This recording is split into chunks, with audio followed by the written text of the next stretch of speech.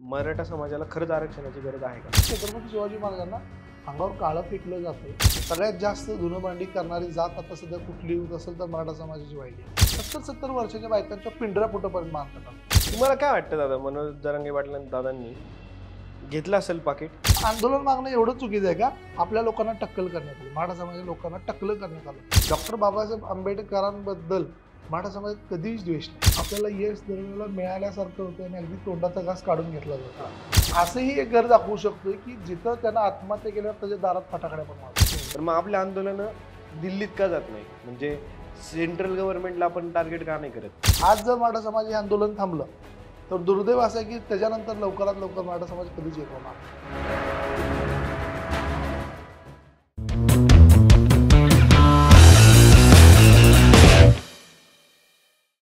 तर मंडळी, आज आपल्यासोबत आहे दिनेश कदम दादा. दादांबद्दल मी काय सांगणार नाही आज, दादा स्वतःच सांगतील. तर सर्वांना जय शिवराय. मी दिनेश कदम. सकल मराठा परिवार म्हणून महाराष्ट्रात एक सर्व ठिकाणी म्हणजे जवळपास 353 तालुक्यात काम करणारं आपलं संघटन आहे. जवळपास 12,000 सभासद ग्रुपला जॉईन आहेत आणि 2,86,000 व्हॉट्सअपचा आपला सध्या ऍक्टिव्ह ग्रुप आहे. 39 देशांमध्ये आम्ही सध्याला काम करतोय आणि आमचा मूळ मुद्दा आहे की शिक्षण, व्यवसाय, नोकरी एकमेकाला कशी देता येईल, कसं त्याबद्दल सांगता येईल माहिती. जवळपास आम्ही 14-15 हजार युवकांना मोफत शिक्षण, 10,000च्या वर रक्तदान आम्ही आतापर्यंत केलेलं आहे आणि संपूर्ण महाराष्ट्रात सध्याला सकल मराठा परिवार प्रत्येक तालुक्यात आहे आणि येणारं आमचं स्वप्न आहे की प्रत्येक गावात व्हावा.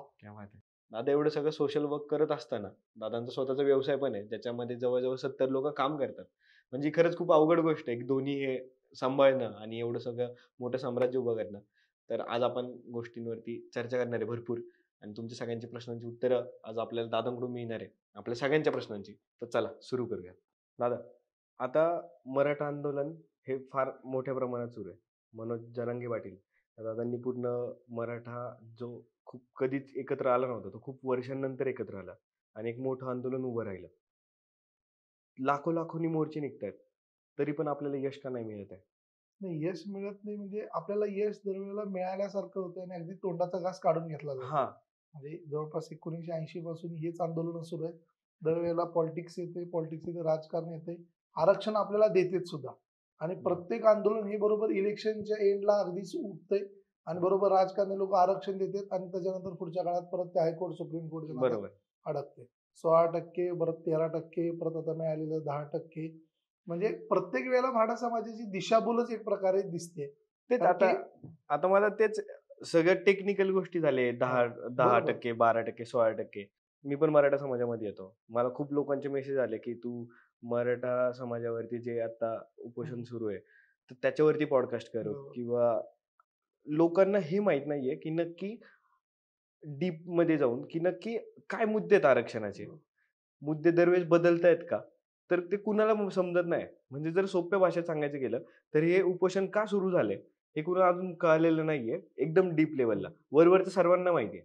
तर एकदम सुरुवातीपासून सुरू करू की नक्की मुद्दे काय आहेत, जे आता आरक्षणची मागणी आहे ती नक्की कशी आहे? नाही, पहिल्यांदा आपली मूळ मागणी होती की मराठा समाजाला आरक्षण मिळावं. म्हणजे मराठा समाज अनेक वर्ष झालं नोकरीपासून वंचित राहिलाय. सगळ्यात जास्त शिक्षणामध्ये आपण मागे राहिलोय, नोकरीत आपण मागे राहिलोय. आपली जी आता सध्याला अवस्था मराठा समाज व्हायला ती दिवसेंदिवस बेकार होत चालली, म्हणजे वाईट परिस्थिती होत चालली आणि अशा काळात मराठा समाजाला आरक्षण मिळालं तर नोकरीत फायदा होईल, शिक्षणात फायदा होईल, अनेक गोष्टीत मराठा समाजाचं कल्याण होईल. आरक्षण आपण मागायला सुरू केलं. पण पहिल्यांदा मागणी होती फक्त आरक्षणाची. म्हणजे ज्यावेळेला आपण लहान होतो त्यावेळेला आपल्याला एवढंच कळत होतं की मराठा समाजाला आरक्षण मिळालं पाहिजे. बरोबर. पहिली मग आरक्षणाची मागणी करत असताना 2016चा आपला क्रांती मोर्चा झाला. क्रांती मोर्चात सगळ्यांना वाटलं मराठा समाजाला की आरक्षण मराठ्यांना मिळालंच पाहिजे. बरोबर. पण त्यावेळेला आपल्याला माहित नव्हतं की आरक्षण म्हणजे नेमकं गेलं की आपल्याला आरक्षण देतील, त्यानंतर ते आरक्षण आपल्याला मिळालं तर आपलं कल्याण होईल ह्या पद्धतीने होतं. पण कालांतराने मग गट पडायला सुरू झाले. गट पडत असताना विचारवंत लोकांचा अभ्यास, काही मराठा समाजातली हुशार लोक पुढे आली आणि त्यांच्यानंतर त्यांच्या मागण्यामध्ये 2 गट पडले. मग कोण म्हणायला लागलं की 50%च्या वरचं दिलेलं आरक्षण टिकत नाही आणि कोर्टात तसं झालं सुद्धा, आरक्षण आपलं फेटाळलं. बरोबर. त्याच्यानंतर मग लोकांनी सांगितलं की 50%च्या आतलं आरक्षण पाहिजे. म्हणजे महाराष्ट्रात सगळं मिळून जे आरक्षण आहे ते 50% आहे, त्या 50%च्या आतलं आरक्षण आपल्याला पाहिजे. ह्या 2 मागण्या झाल्या. नंतर आलं की आपण ओबीसीत गेलो पाहिजे. बरोबर. नंतर आलं की बाबा नाही, आपल्याला आता ईडब्ल्यूएस मध्ये आपण सक्षम होऊ शकतोय. मग जसं राजकारणी त्यांच्या भूमिका सांगायला लागले तसं राजकारणातली त्यांची मानणारी लोक हे समाजात तसा तसा माहिती टाकायला लागले की असंच आरक्षण योग्य आहे, हेच आरक्षण योग्य आहे, ह्याच्यावर टीव्हीवर भांडायला लागले. आणि ही लोक ज्यावेळेला भांडत होती त्यावेळेला पूर्ण राज्यभरात जो ज्याचा ज्याला मानतोय त्याला त्याच पद्धतीचं आरक्षण योग्य वाटायला लागलं. कारण की बरोबर. तुमच्या आमच्याला किंवा एक युवकाला आरक्षण पाहिजे एवढंच माहिती, एक्झॅक्टली. त्याला नोकरीत आरक्षण पाहिजे एवढंच माहिती आहे. आता हे 10% आलं आणि कालपर्यंत आपण ओबीसीत मागत होतो, कुणबीवाईचं मागत होतो, आता 10% आलं.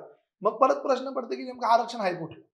आपलं 50%चं योग्य आहे, आतलं योग्य आहे, बाहेरचं योग्य आहे. मग कोण म्हणणार तेलंगणा चालतंय, कोण म्हणणार इंद्रासानी चालतंय.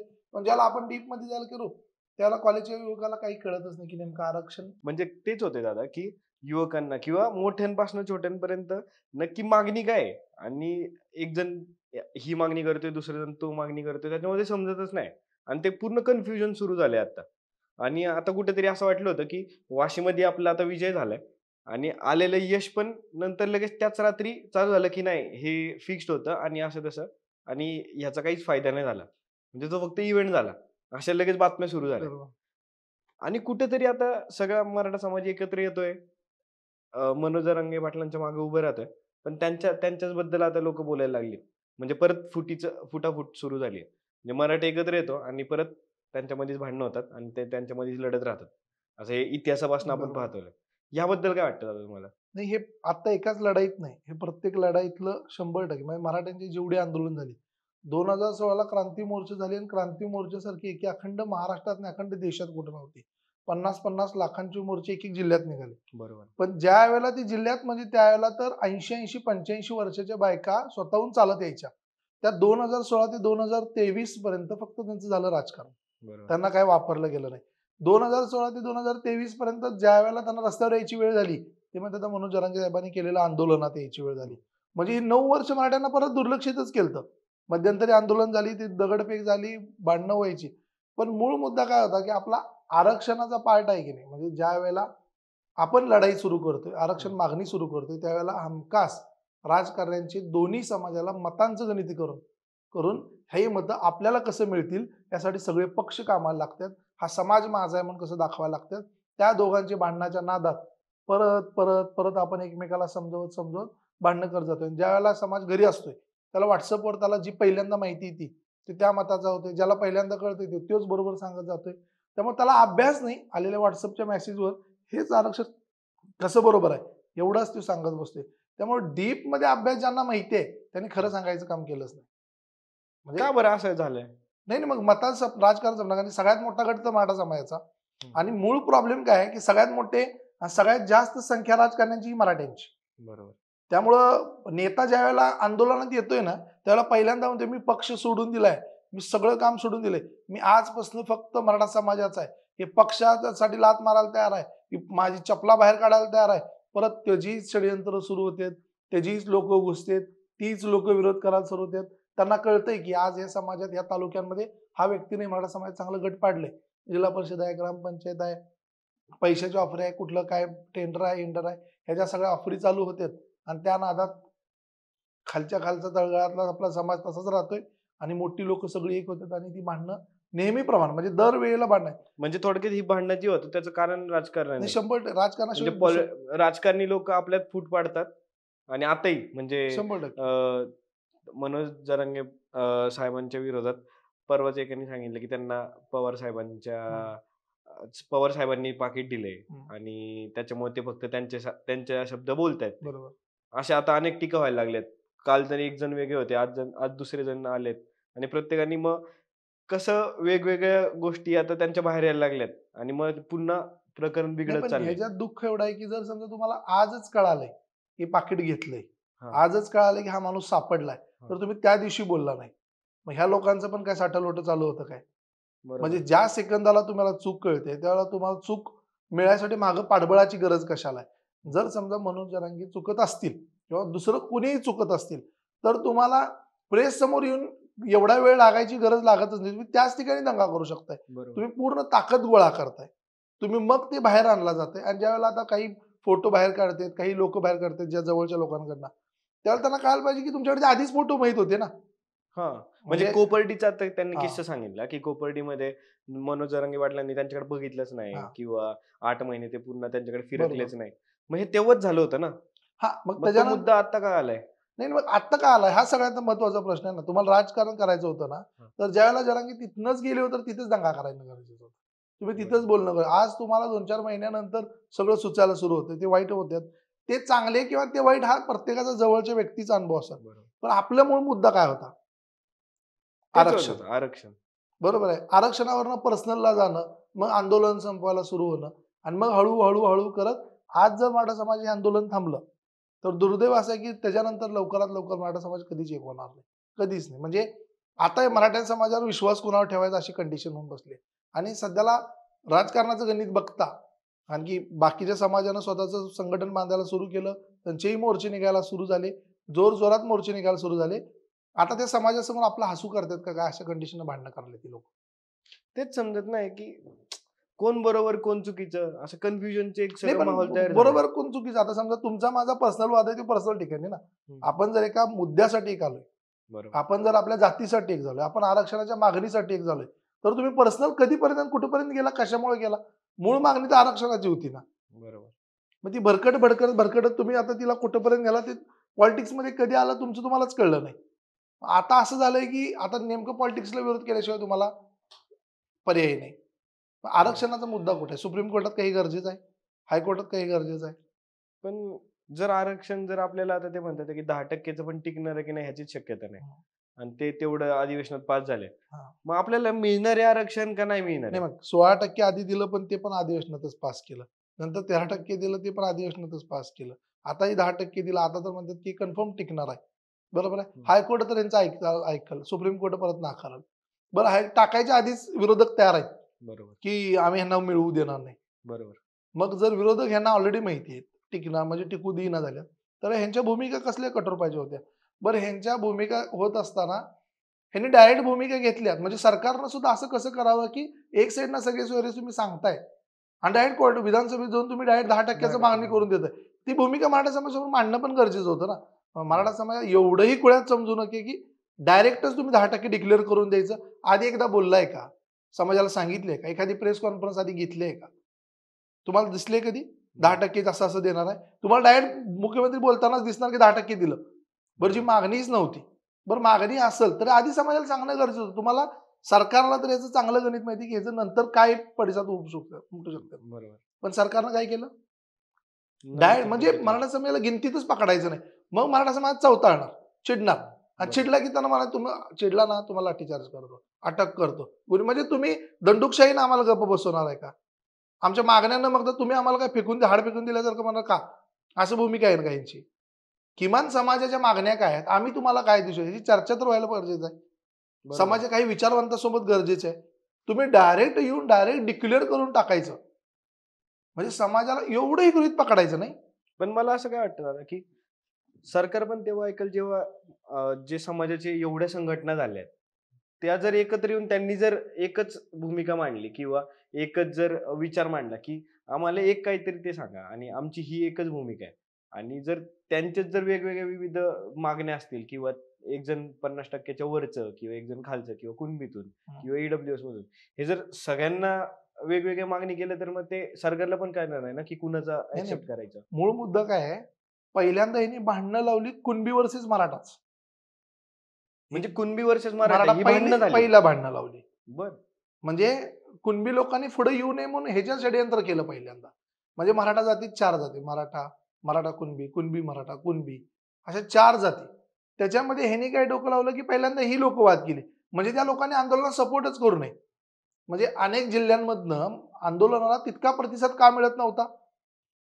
तुमच्या आरक्षणाला धक्का लावून म्हणून त्यांच्या पायात साप सोडला. हा एक पार्ट केला आणि काही मराठ्यांनी सांगितलं, की तुम्ही कुणबीच होऊ नका तुमचं वाटोळं होईल. म्हणजे ह्यांनीच दोन्ही भूमिका मांडल्या. म्हणजे एकतर मराठ्यांना पेटवू पण द्यायचं नाही. एका मराठ्यानं म्हटलं, की आम्हाला मराठ्यांना कुणबी व्हायचंच नाही. म्हणून ह्यांनी एक साइडनं पेटवलं. दुसऱ्या साइडनं पेटवलं, की तुम्ही त्यांना मदत करायची नाही. मग राहिलेला गट कुठला? अतिशय गरजू लोकांचा. त्यांना पिकलं 10% त्यांना न विचारता. मग ज्यावेळेला मुख्यमंत्री असतील किंवा कुठल्याही पक्षाचा व्यक्ती असेल, ज्यावेळेला लोकांसमोर जातोय, त्यावेळेला त्यांना काय म्हणायला पाहिजे? किंवा मी 10% तुम्हाला देतो. माझ्या हातात तेवढं शक्य आहे. ते काय म्हणतात, देतो सगळे सोयरी पण देतो, प्रवेश पण देतो, सगळं देतो. आणि तुम्ही तिथे ते गेल्यावर कशालाच नाही नाही म्हणते म्हणजे नाही थोडक्यात. नाही तिथं तोंडावर म्हणले की तुम्ही पब्लिकच्या, हम्म, तुम्ही गुलाल पण टाकून घेतला, नंतर गुलाल 10%चा आणला. म्हणजे याचा बरोबर. अर्थच नाही ना. म्हणजे तुम्हाला मग म्हणलं की चहा प्यायला चला, चहा प्यायला चला, आणि तुम्ही डायरेक्ट गेल्यावर मला हे पाणी घ्या, निघून जा. म्हणजे बरोबर. अर्थच नाही. तुम्ही डायरेक्ट बिन व्हॅल्यू असल्यासारखं समाजाला गिनतीत पकडलं डायरेक्टली. म्हणजे सरकारला माहिती आहे की मराठा समाजाला फोडायचं कसं. वाढायचं साहजिक आहे. त्यांना अनुभव आलेत आता. 2016 ते 2023 पर्यंत अनेक लोकांना अनेक पक्षात घेतलं गेलेलं आहे. ह्याला कोण नाकारू शकत नाही. बरोबर. म्हणजे मराठा क्रांती मोर्चात काम केले अनेक लोक पक्षात गेली. आमचा पक्षात जाण्याला विरोध नाहीच आहे. कोणाला राजकीय हे रक्त सळसळत आहे त्यामुळे वाटेल की लिडरशिप व्हावी, रक्त म्हणजे राजकारणात जावं, आम्हाला त्याच्याबद्दल नाही. पण ज्यावेळेला आपण दुसऱ्या पक्षात जातोय तेव्हा आपण आपली भूमिका बदलू शकतो, अशीही लोक यांना कळालेत. ह्यांना बरोबर. माहिती आहे प्रत्येक आंदोलनात कुणाला सोडायचं. सुरुवातीच्या काळात कुठलंही आंदोलन बघा, तुम्हाला अगदी डोक्यावर घेऊन नाचलं जाते बरोबर. दोन्ही सगळ्या पक्षांकडनं. हम्म. आणि अचानक एखाद्या पक्षाला कळायला लागतं की आपल्या विरोधात हे सगळं जाऊ शकतंय. तो पक्ष लगेच समोरच्याकडे ढकलून त्याला मोकळा, हा पक्ष त्याला विरोध करायला मोकळा, आणि ही दोघांची लढाई राहती बाजूला जातीची, ही दोघं भांडत बसते. म्हणजे आरक्षण तर मराठा समाजाला काँग्रेसच्या काळात मिळाले, भाजपच्या काळात मिळाले, सगळ्यांच्या काळात आरक्षण मिळून गेले. बरोबर. मग आरक्षण द्यायचं कोणाला नाही हा प्रश्न आहे ना. त्यामुळं आणि मूळ मुद्दा आहे ना, कोणाला केंद्रासंकट पण मांडायचं नाही. हा म्हणजे मला हे समजत नाही, जर सुप्रीम कोर्टातून जर निर्णय आपला कायम रिजेक्ट केला जातो आणि म्हणजे जर केंद्रातून निर्णय पण झाला, म्हणजे सेंट्रल मधून एक कायदाच जर बनवला गेला तर सुप्रीम कोर्ट पण ते एक्सेप्ट करतं. तर मग आपले आंदोलन दिल्लीत का जात नाही? म्हणजे सेंट्रल गव्हर्नमेंटला आपण टार्गेट का नाही करत? नाही नाही, तेच सगळ्यात महत्वाचा मुद्दा आहे. कारण की मूळ मुद्दा आहे की जो सेंट्रल गव्हर्नमेंट आहे त्यानं जर एकदा आदेश पारित केला की असं हा कायदाच आहे, हे तुम्ही देऊ शकताय, तर सगळ्यांना नियम पाळावा लागेल. पण तशी कुठलेही मोठ्या प्रकारचे आंदोलन तिथपर्यंत पोहोचूच देत नाहीत. आणि आधीच संपवलं जाते, आधीच तुमच्या मागण्या मान्य केल्या जातात, आधीच तुम्हाला सगळं दिलं जमा होते. आत्ताही दिलंय. आता दिल्यानंतर ह्यांचं इलेक्शन चालू होईल. इलेक्शन चालू झाल्यानंतर हे बरोबर विरोधकवाले स्टे मागायला जातील, तोपर्यंत सरकार निघून जाईल. पुढचं सरकार परत येईल, परत तीच गेम, परत तीच खेळ. म्हणजे 2016-2014 म्हणजे नारायण राणे समिती तिथून जे आलेला कायदा आहे ते अजून पण आरक्षण 16%, 13%, 10%, EWS, SEBC सगळे प्रवर्ग देऊन बघितले, पण टिकले कुणाचे नाही. दिल्लीत का नाही जात आहे? दिल्लीत जातच नाहीत कोण. मराठ्यांचा प्रॉब्लेम काय कळालाच नाही दिल्लीत. दिल्लीत मराठा समाज का जात नाही तसं? नाही, दिल्लीत आपली ताकद इथंच संपत नाही, आपण इथंच भांडून संपायला लागलोय. म्हणजे ज्यावेळेला आपण मुंबईकडे जातोय त्यावेळेला मुंबईत जाऊन आपण वाशीपर्यंत पोहोचलोय, तोपर्यंत आपल्या मागण्या मान्य केल्या का दाखवतात नाही. म्हणजे तुम्हाला लक्षात घ्या, मागण्या मान्य केल्यासारखं दिसतंय. आपण आजपर्यंत सुद्धा म्हणजे कधीच राज्यातनं कुठलं आंदोलन, ह्याच्या आधी पण दिल्लीत आंदोलन झालेत मराठा समाज आरक्षणासाठी, दिल्लीत आंदोलन झालेत, पण परत राजकारण्यांची तीच खोटी आश्वासनं, तुम्हाला दिलो मिळालं ह्या नादात. आता तर ईडब्ल्यूएस डोक्यात टाकून ठेवले. बरोबर. काही लोक म्हणतात ईडब्ल्यूएसच घेऊन टाकूया, काही लोक म्हणतात 10%च्या वर 10% टिकणारच आहे. आता 10% टिकणार आहे का ईडब्ल्यूएस टिकणार आहे, ह्या दोघांच्यात मरणाची भांडणं सुरू आहेत. त्यात ते म्हणतात की आम्हाला ओबीसी करा, काही लोक म्हणतात नाही 50%च्या वरचं आरक्षण टिकणं गरजेचं आहे, काही लोक म्हणतात 50%च्या आम्हाला आरक्षण द्या. ह्या सगळ्या अशा किचकट मागण्यामध्ये आहे ना, चांगला माणसाचं डोकं बरबाद होऊन जाते. ते म्हणते जाऊ दे तिकडे, कसं काय असं आरक्षण मिळू दे. म्हणजे 6-7 कोटी समाजाला काहीच माहित नाही, आणि बोटावर मोजण्या एवढ्या लोकांना सगळं माहिती आहे, पण त्यांना वापर काय वाटतं दादा, म्हणजे मी एक प्रश्न विचारतो, मराठा समाजाला खरंच आरक्षणाची गरज आहे का? प्रचंड गरज आहे. का गरज आहे? आता बघा, ज्या वेळेला सुप्रीम कोर्टात आपण किंवा हायकोर्टात कागद घेऊन जातोय त्यावेळेला मराठा समाज आपण सांगतोय काय, सगळ्यात जास्त धुणभांडी करणारी जात आता सध्या कुठली होत असेल तर मराठा समाजाची व्हायली. सगळ्यात जास्त मेडिकल सीटा कोणाकडे कमी असेल तर ती मराठा समाज जात व्हायला लागले. सगळ्यात जास्त शेतकरी आत्महत्याग्रस्त कोण असेल तर ते फक्त मराठा समाजाच आहे. सगळ्यात जास्त शेतकरी आत्महत्या करतात. सगळ्यात जास्त कर्जबाजारी या राज्यात कोण असेल तर तो मराठा समाजाचा आहे. सगळ्यात जास्त बेरोजगारी कोण असतील हे मी सांगत नाही, हे आपलं सरकार जो कोर्टाला सांगतंय. म्हणजे सरकारला सगळं माहिती आहे. म्हणजे हा मराठा समाजाची पाक दुर्दशा लागलेली आहे. अगदी आता घाईला आलेली आहे. त्यांच्या सगळ्यात जास्त आत्महत्या करायला लागल्यात, म्हणजे पोरींची लग्न लवकर व्हायल्यात. सगळ्यात जास्त अंधश्रद्धा बळी सुद्धा मराठा समाज पडतात. म्हणजे आरक्षण लागणारे बरेच मुद्दे आपण सगळे कव्हर करून त्याचा स्टडी करून सरकारला दिलाय पण. म्हणजे सरकारला जाणीव आहे सगळ्या, बरोबर, की मराठा समाज आरक्षणाची गरज आहे हे आपण नाही, सरकार सांगतंय. आपण अभ्यास केला नाही ना, सरकारनं अभ्यास केलाय. सरकार त्याच गोष्टीवर आज आरक्षण द्यायला होय म्हणतंय. बरोबर आहे. आज 10% देत असेल का 16% देत असेल, पण कुठल्या आकड्यावर देते हे सगळे आकडे सगळ्या. वाहिले बरोबर आहे. मग आत्महत्याची आकडेवारी चुकीची करता येत नाही, विद्यार्थ्यांची आत्महत्या चुकीची करता येत नाही, बेरोजगारांची आत्महत्या चुकीची करता येत नाही. 12वी शिकलेलं पोरग ज्याला इंजिनिअरिंगला मिळत होतं, ज्याला MBBS ला मिळू शकत होतं, ते पोरग BA ला गेले, ह्याचंही तुम्हाला आकडेवारी नाकारता येत नाही. बूट पॉलिश करणारी पोरं सगळ्यात जास्त कोणाची व्हायला, तर आपली तो व्हायला लागली. वॉचमन आपल्यातली व्हायला लागले. म्हणजे स्थलांतरित, म्हणजे राज्यातला जर कुठला घटक जर एका गावातनं शहराकडे वळायला लागलाय आणि तो झोपडीत राहायला लागलाय, तो सुद्धा समाज आपला. बापरे. म्हणजे म्हणजे इतक्या लेवलला मराठा समाज गेलाय. आणि आज ह्याचा आकडा माहिती आहे, पण काय प्रॉब्लेम झालाय, काही साखर कारखाने, काही मोठी लोक, काही आमदार लोक, त्यांच्या पिढ्यानपिढ्या बाप जाद्यापासून त्यांच्याकडे पैसा आहे ना, त्यामुळे ते आमदाराचे पोरग आमदार होत गेले. तर मराठा समाज काय दोष? काहीच नाही ना दोष त्यांचा. तरी त्यांच्या जीवावर तुम्ही सत्ताधारी काय, म्हणजे आम्ही जर 30% आम्ही लोकसंख्या असू, तर 30%तले 70-80 आमदार होणं पॉसिबल आहे. आम्ही नाकारू शकत नाही. पण बाकीच्यांची अवस्था तुम्ही कागदावर मान्य केली आहे ना. खरं. मग त्या लोकांना डेव्हलपमेंट, म्हणजे सरकार हेही मानते, कोर्टही मानते की मराठा समाजाची आत्ताची परिस्थिती नाकारता येत नाही, की दिवसेंदिवस अतिशय ढासळत आहे. 21 वर्षाच्या आत मुलींची लग्न सर्रास मराठा समाजात व्हायला लागलेत. म्हणजे 50% मुली आपल्या मराठा समाजातल्या शिकत नाहीयेत. हे सगळं सरकारला दिसतंय. म्हणजे जाणीवपूर्वक. आणि ह्यात बघा 4-5 वर्षाचं जर आंदोलन चाललं तर एक पिढीचं शिक्षण बाद होते. बरोबर. हा ग्रॅज्युएशन होते 4 बरोबर. वर्षात. 2016 ते 2023 जवळपास 3 पिढ्यांची शिक्षण बाद झाली. बरोबर. 3 पिढ्यांच्या सहजासहजी चालता चालता, कारण की आता ते प्रवाहात गेलं. आता मग 3 पिढ्यांची शिक्षण बाद झाली, म्हणजे आता मागच्या पिढीचं अजून शिक्षण बाद व्हायला. एवढी सगळी बेरोजगार. बरं मला सांगा, सगळ्यात जास्त मग संख्या आपली असेल तर पेट्रोल पासून ते इन्कम टॅक्स पर्यंत भरत पण आपण असेल ना. बरोबर. मग आपण काय म्हणतोय, बाबा त्यातलं आमचं शिक्षण भरा, नोकरी भरा. आपण असं म्हणत नाही ना की तुमचं काढून द्या, ह्यांना देऊ नका. आपण काय म्हणतोय, आमच्या हक्काला येईल तेवढं द्या, गरज आहे पोरांना. बरोबर. बरं तुम्ही त्याला उत्पन्नाची अट टाकली, बरोबर. मग सगळं तुमच्या अटी तर मान्यच आहेत ना. बरोबर. मग हे जर तेलंगणा राज्यात एका समाजाला 70% पर्यंत जर मंजूर केले, म्हणजे 50%च्या वरती जाऊन ते 70 पर्यंत आहे. हरियाणामध्ये जाट आणि गुजर दोघींपैकी एका जातीला 50%च्या वरती जाऊन आरक्षण दिले गेले. मग तसं महाराष्ट्रासाठी का नाही, नाही ते केलं जात? अपवादात्मक त्यांना क्लिअर करता आलंय ना. अपवादात्मक आपल्या सरकारची म्हणजे एक्सेप्शन. तर आपल्या सरकारची भूमिका तशी पाहिजे होती ना.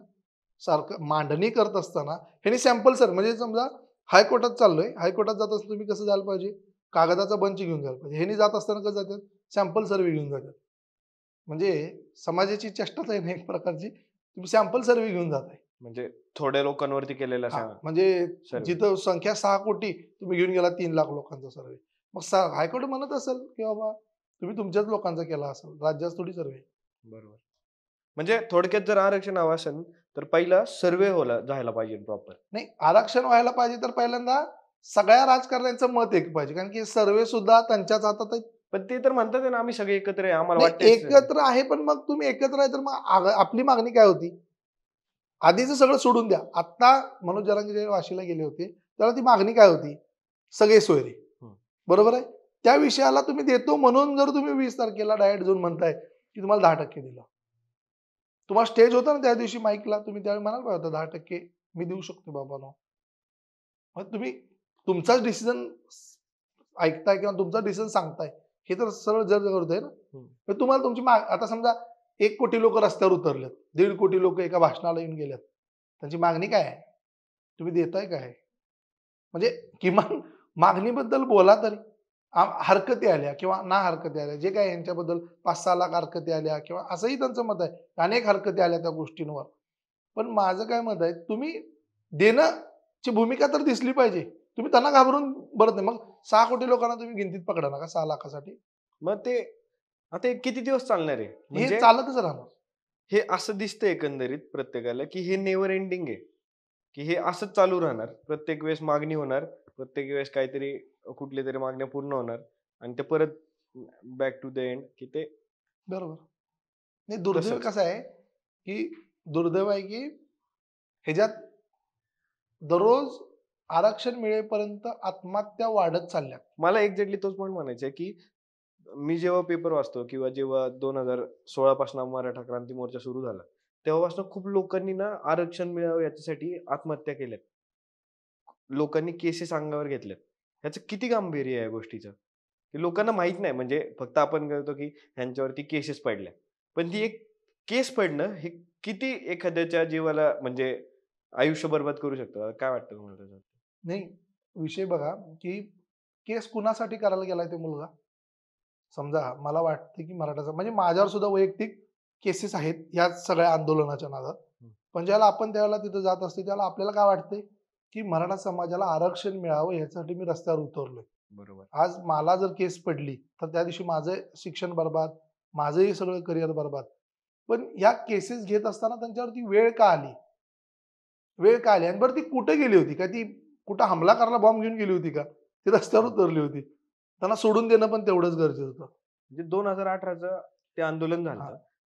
त्याच्यावर जेव्हा केसेस पडल्या लोकांवरती, महिलांवरती, तो काय डेंजर त्या नाही, प्रसंग होता? आता मी दादा तुम्हीच सांगा. पुण्यातला किस्सा सांगाल, की काय झालं त्यावेळेला टोक मोर्चा हिशोबानं सगळ्यांना वाटायला लागलं, की आंदोलन मिळालं पाहिजे. सगळीजण पूर्ण महाराष्ट्रात एकत्र झाली आणि पुणे कलेक्टर ऑफिसपाशी पूर्ण मोठा मोर्चा निघाला होता. लोकं आपली मोर्चा मागण्या करत होती. आता लोकांना वाटणार, की आज आलोय तर आरक्षण घेऊन जावं. हं. आज आलो तर आपल्या मागण्या पोहोचाव्या. आणि जर सरकारला वाटत असेल, "हां, तुमची निवेदन घेतल्यात ना, निवेदन घेतल्यात म्हणजे तुमचं आंदोलन संपलं." असं थोडी असते. त्याची तीव्रता आहे. गावागावातनं लोकं आलेली आहेत. ती लोकं बसली. थोडा वेळ गेला आणि थोड्या वेळानंतर पोलिसांनी काही लोकांना उचललं. आता दरवेळेला कसं होतं, की आंदोलन उचललं, वातावरण शांत करण्यासाठी त्यांना नंतर सोडलं जाते.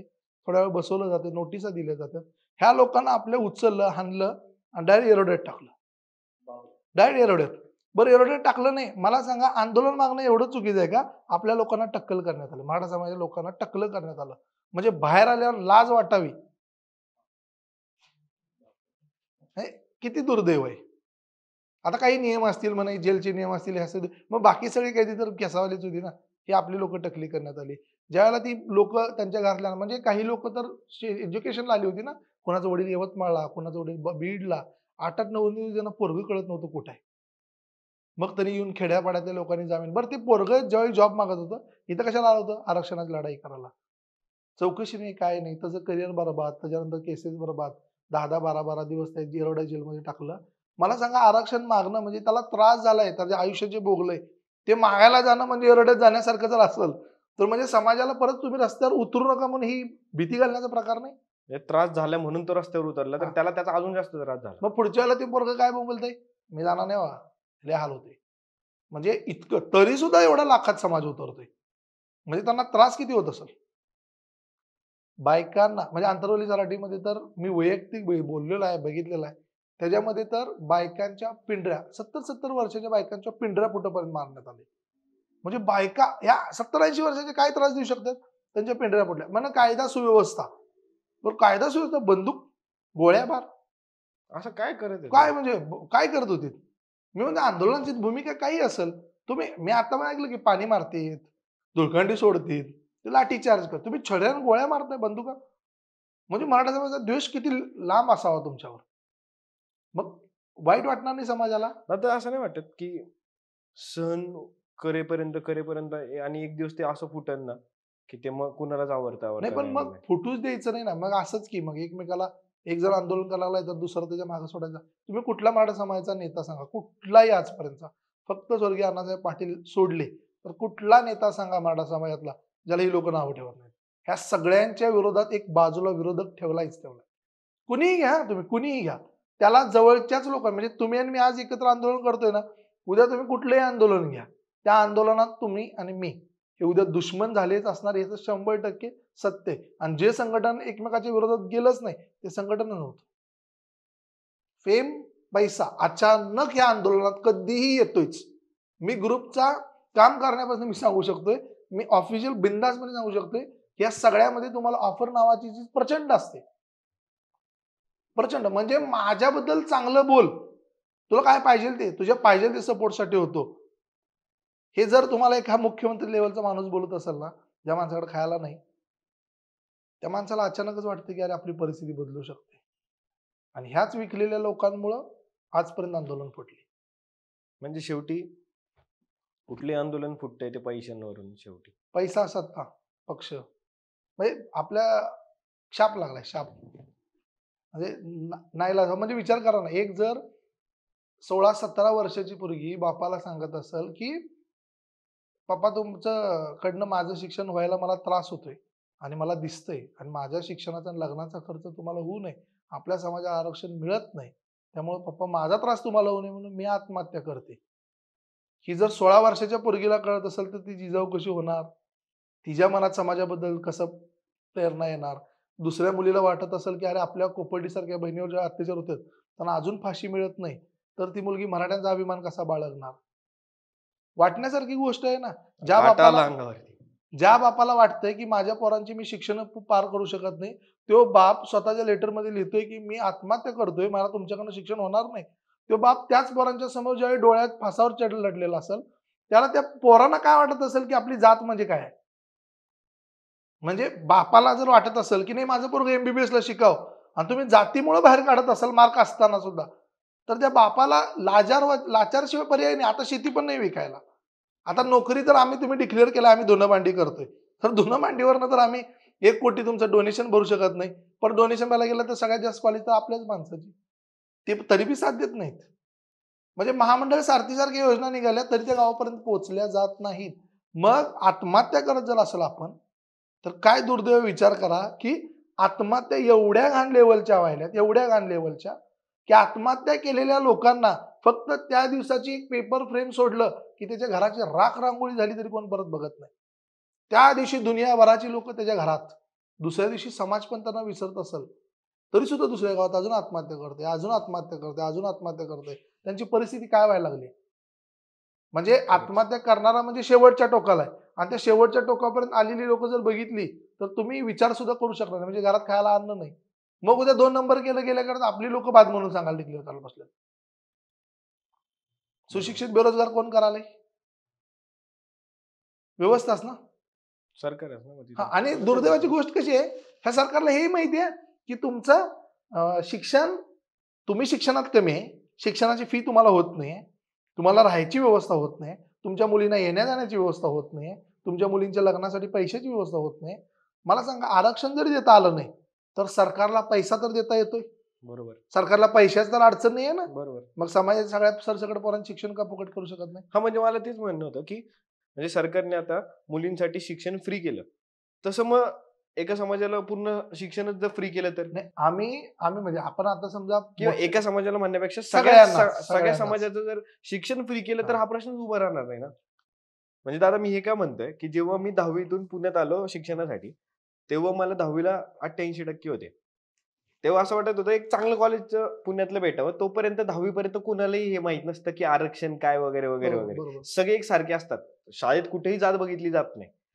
आणि जेव्हा पुण्यात शिक्षणाला आलो आणि मला जे ड्रीम कॉलेज होतं की फर्ग्युसन कॉलेज किंवा तिथं जेव्हा ऍडमिशनचे फॉर्म भरायला गेलो, तर तिथं ते दिसतं की ओपन कॅटेगरीसाठी एवढे जागा, त्यात एवढे जागा, आणि ओपनसाठी जागा फुल होऊन गेल्या होत्या.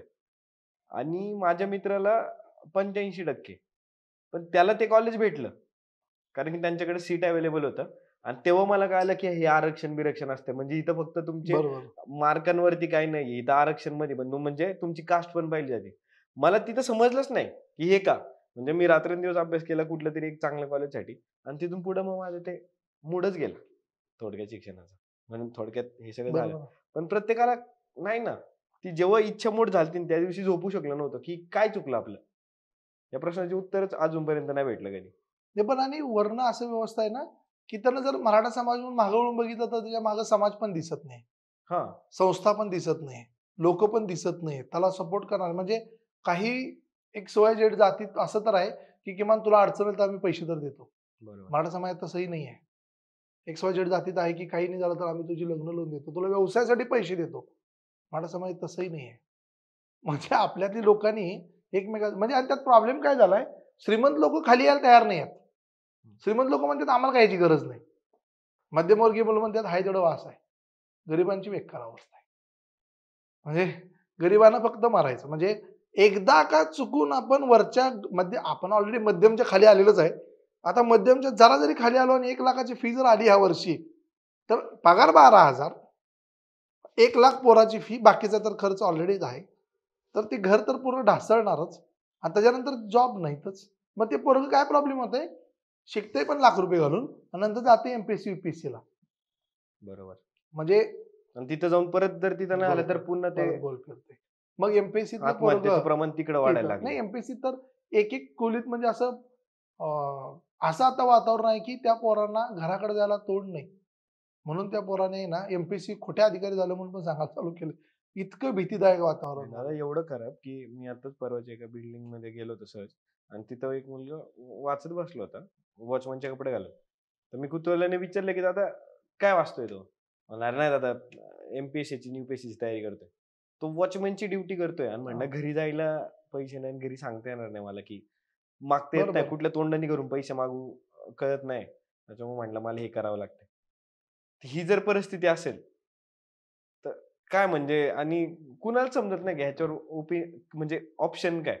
नाही, मी तुम्हाला सगळ्यात सोपं सांगू काय, की बघा, जो समाज एक वेळ ह्या पुणे, मुंबई सारख्या सिटीमध्ये सगळ्यांना वाटत होतं की राजा असायचा, जमिनी असायचा. बरोबर आहे? हम्म. तो समाजाची लोकं त्यांच्या जुन्या काळातल्या गोष्टींमुळं तुम्ही आज पण असं समजायला लागला की ह्यांच्याकडे सगळं जमिनी जुमला असल, नसल तसं. आम्ही म्हणत नाही की कोणाकडे नसल असेल.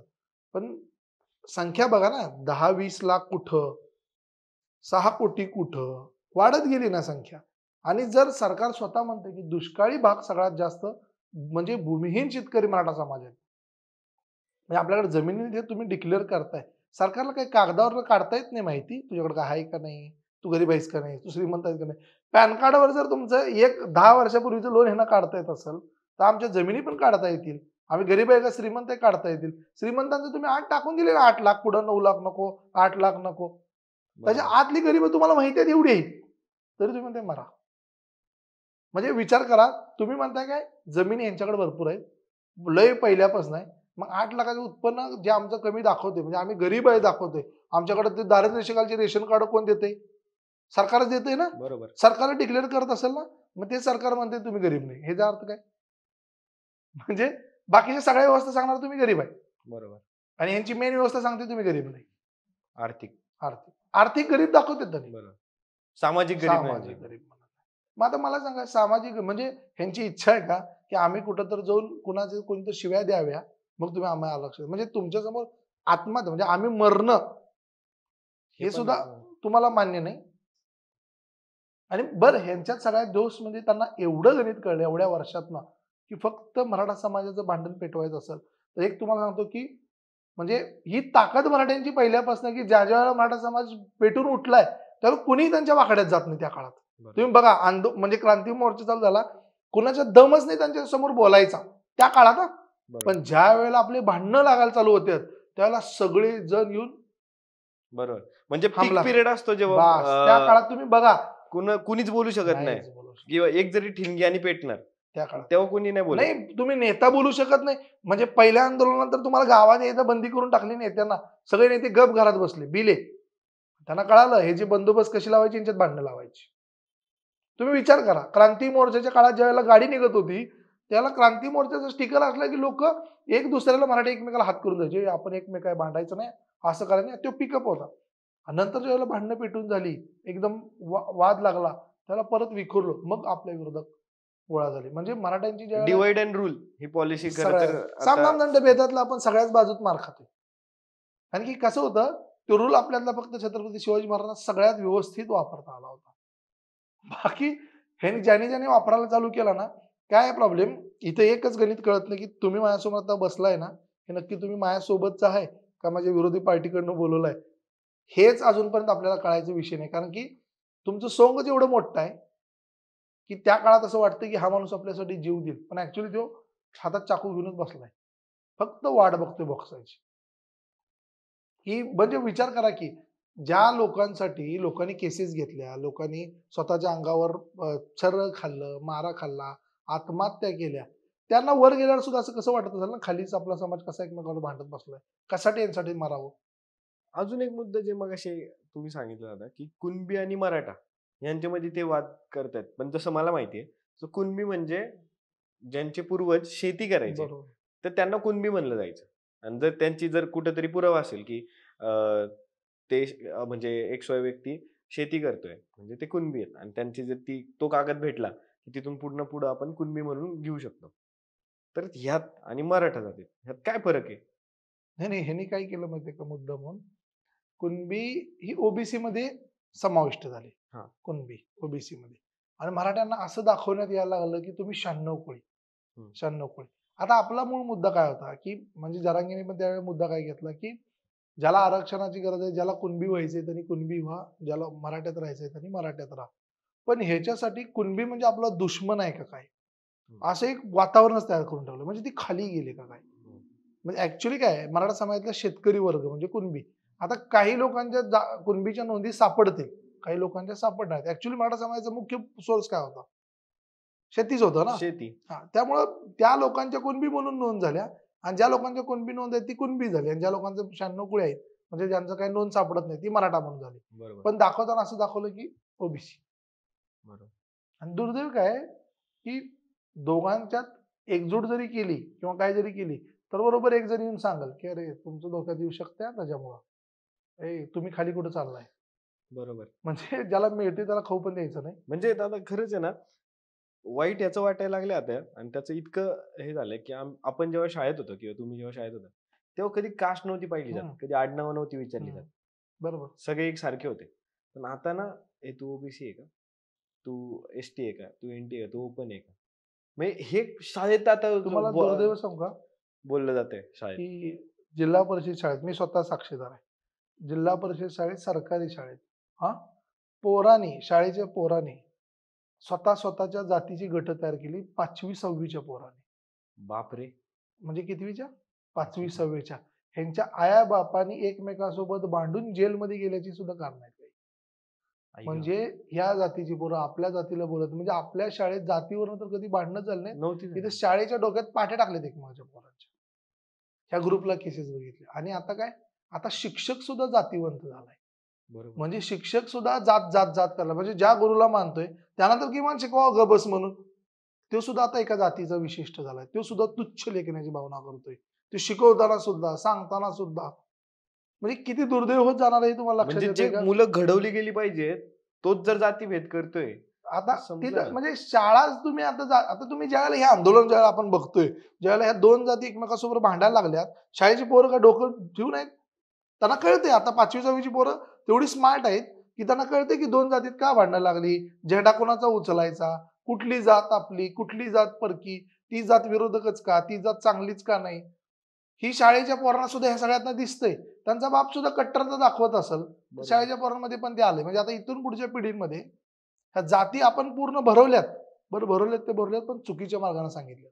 हां, म्हणजे मूळ सांगत नाही ना हे सांगत का नाही. घडतंय. सांगत ही तर लढाई कुठल्याच जातीच्या विरोधात नाहीच. नाहीये कधीच. पण ते आता असं झालंय, की तू ह्या जातीचा आहे, तू ह्या जातीचा आहे. हे शाळेत झाल्यामुळे ते आता आयुष्यभर त्यांनी तेच राहणार, करणार. आणि राहणार. बरं त्याचा मुद्दा काहीच नाही ना, बेस नाही त्यांच्या भांडणाला. आणि बेस नाही मग हीच पोरं दंगेखोर होणार ना आता. आणि आता कसं आहे, आताची अवस्था अशी आहे, की जर समजा उद्या माझ्या वर्गातल्या एका पोराचे वडील आत्महत्या केली, हं. बरोबर? किंवा माझ्या गावात कुणीतरी आत्महत्या केली. तुम्हाला खोटं वाटेल, असंही एक घर दाखवू शकतोय, की जिथं त्यानं आत्महत्या केल्यावर त्याच्या दारात फटाकड्या पण वाजवल्यात. आई गं! मराठा जातीच्या लोकांना आत्महत्या केल्यावर. काय वाजवल्यात? फटाके? फटाके. म्हणजे ह्या लेव्हलला ह्या चाललंय सगळं. लेव्हलला गेलंय. आणि हे आज जर आता आपण बोलायला गेलो किंवा सांगायला गेलो, तर अशी गोष्ट आहे की नाही पुरावे, सबूत. त्याच्या घरातल्या लोकांचे काही पुरावे नसतील, ती लोकं बोलतील काही पुरावे नसतील. म्हणजे बरोबर. मराठा समाजाला किती कमी लेखावं. म्हणजे मी म्हणत नाही की त्यांना कमी लेखावं किंवा ते हे असतील.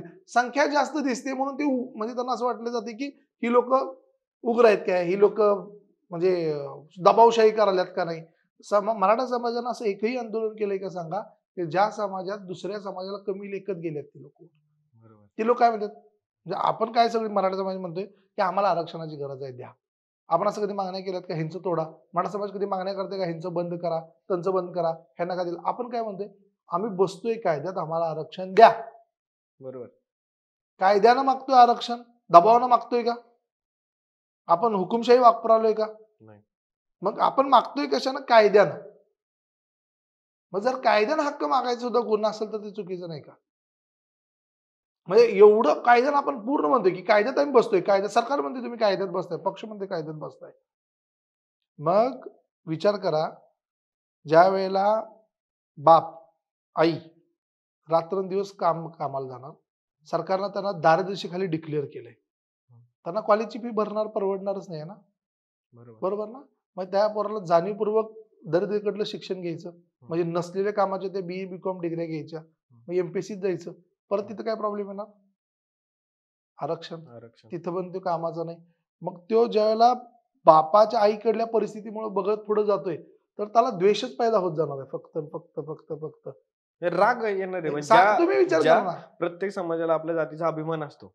पण ती जात जर त्याच्या विरोधात जात काय असेल, करणार? बरं, आणि त्या लढ्यात गेला, तो पोरगा समजा लढ्यात गेला, तर ही दोघं एकमेकाला भांडायला, तो भांडालाय. तुम्हाला खोटं वाटेल, WhatsApp जर ओपन केला, तर WhatsAppवर प्रत्येक विषयाबद्दलचे वेगळे वेगळे ग्रुप बनलेत. मग मराठा समाज असा आहे ना, ह्या आंदोलनात तू पडायचं नाही, ह्या आंदोलनात हे दोष, तो दोष, ही दोघं एकमेकांसंगत भांडत बसल्यात. म्हणजे आता आम्ही तर 2,86,000 जणांचा ग्रुप चालवतोय, पण आम्हाला एवढं माहिती आहे की जर चुकून एक पोस्ट जरी टाकलो, तर त्याचे 10 कार्यकर्ते एकमेकांसोबत भांडतात, भांडतात, काठी कुऱ्हाड कोयता घेऊन तू कुठं राहतोस, तुझ्या आईला सोडत नाही, तुझ्या बाळाला सोडत नाही, घरापर्यंत घुसतात. आपलीच लोक एकमेकांवर भांडतात. दुसऱ्याची गरज काय? म्हणजे आरक्षण पार्ट राहिला बाजूला. त्यामुळं जोपर्यंत राजकारणातली सगळ्यात भूमिका मुख्य म्हणजे यांच्या कुठल्या आश्वासनाला जर बळी पडलो, तर आपली पाक राखोळ. मग सारथी आपल्यासाठी आली, अण्णासाहेब पाटील महामंडळ आलं.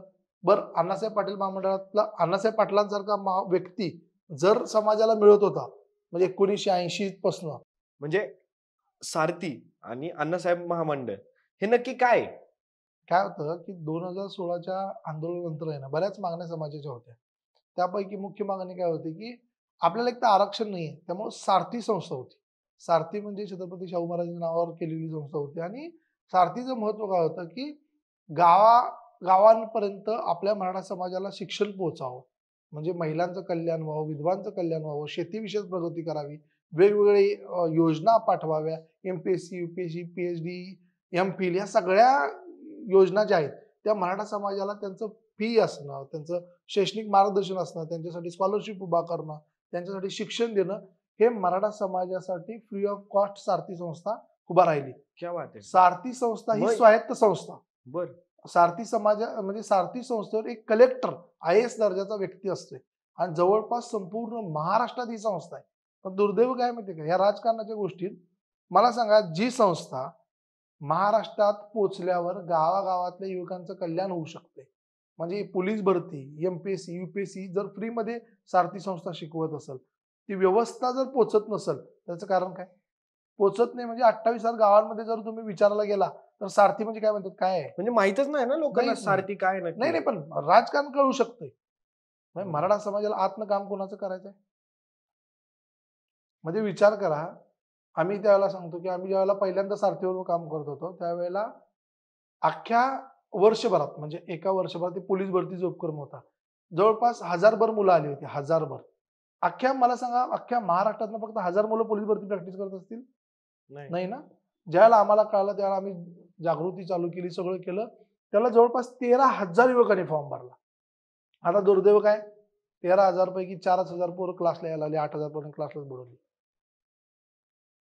कारण की त्यांना कोण तर गावंढळ म्हणजे गावातल्या पद्धतीत आहे ना जागृती करायला गरजेचं आहे. बरोबर. ग्राउंड लेवलला ह्या गोष्टी नाहीच. पोहोचल्या गेल्या नाही, पाहिजे. पोचत नाही. मग ह्याचं सरकारचं काम आहे ना हे की नाही, अवेअरनेस सरकारचं करणं. काम नाही, पण मराठा समाजाचं काय काम आहे? संस्था जर तुम्हाला दिली आहे ना, म्हणजे एवढ्या सगळ्या संस्था आहेत, तर त्यांनी मग एवढ्या सगळे ग्रुप आहेत, एवढे सगळे फेसबुक ग्रुप आहेत, त्यांनी त्याच्यावर का काम करत नाही? तुम्हाला द्वेष कळते, तुम्हाला हे पक्षाचा नेता कळतोय, तुम्हाला जे दिलंय ते तर कधी पोहोचवलंय का? नाही, साहजिक गोष्ट आहे ना की बरोबर. तुम्हाला जर MPSC फ्रीमध्ये आपल्या युवकांना मिळणार आहे, ही बरोबर. गोष्ट ज्यावेळेला तुम्हाला आज डिक्लेअर होते, त्याच्यानंतर पुढच्या 10व्या मिनिटात महाराष्ट्रात गेली पाहिजे का नाही? बरोबर. ती जात नाही. ती पोचवायचीच नाही आहे त्यांना. काय पोचवायचंय?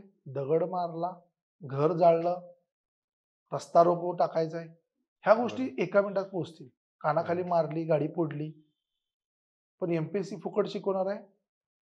नाही पाठवायचं. अण्णासाहेब पाटील हे आता नाव पुन्हा हा. चर्चेत आलं.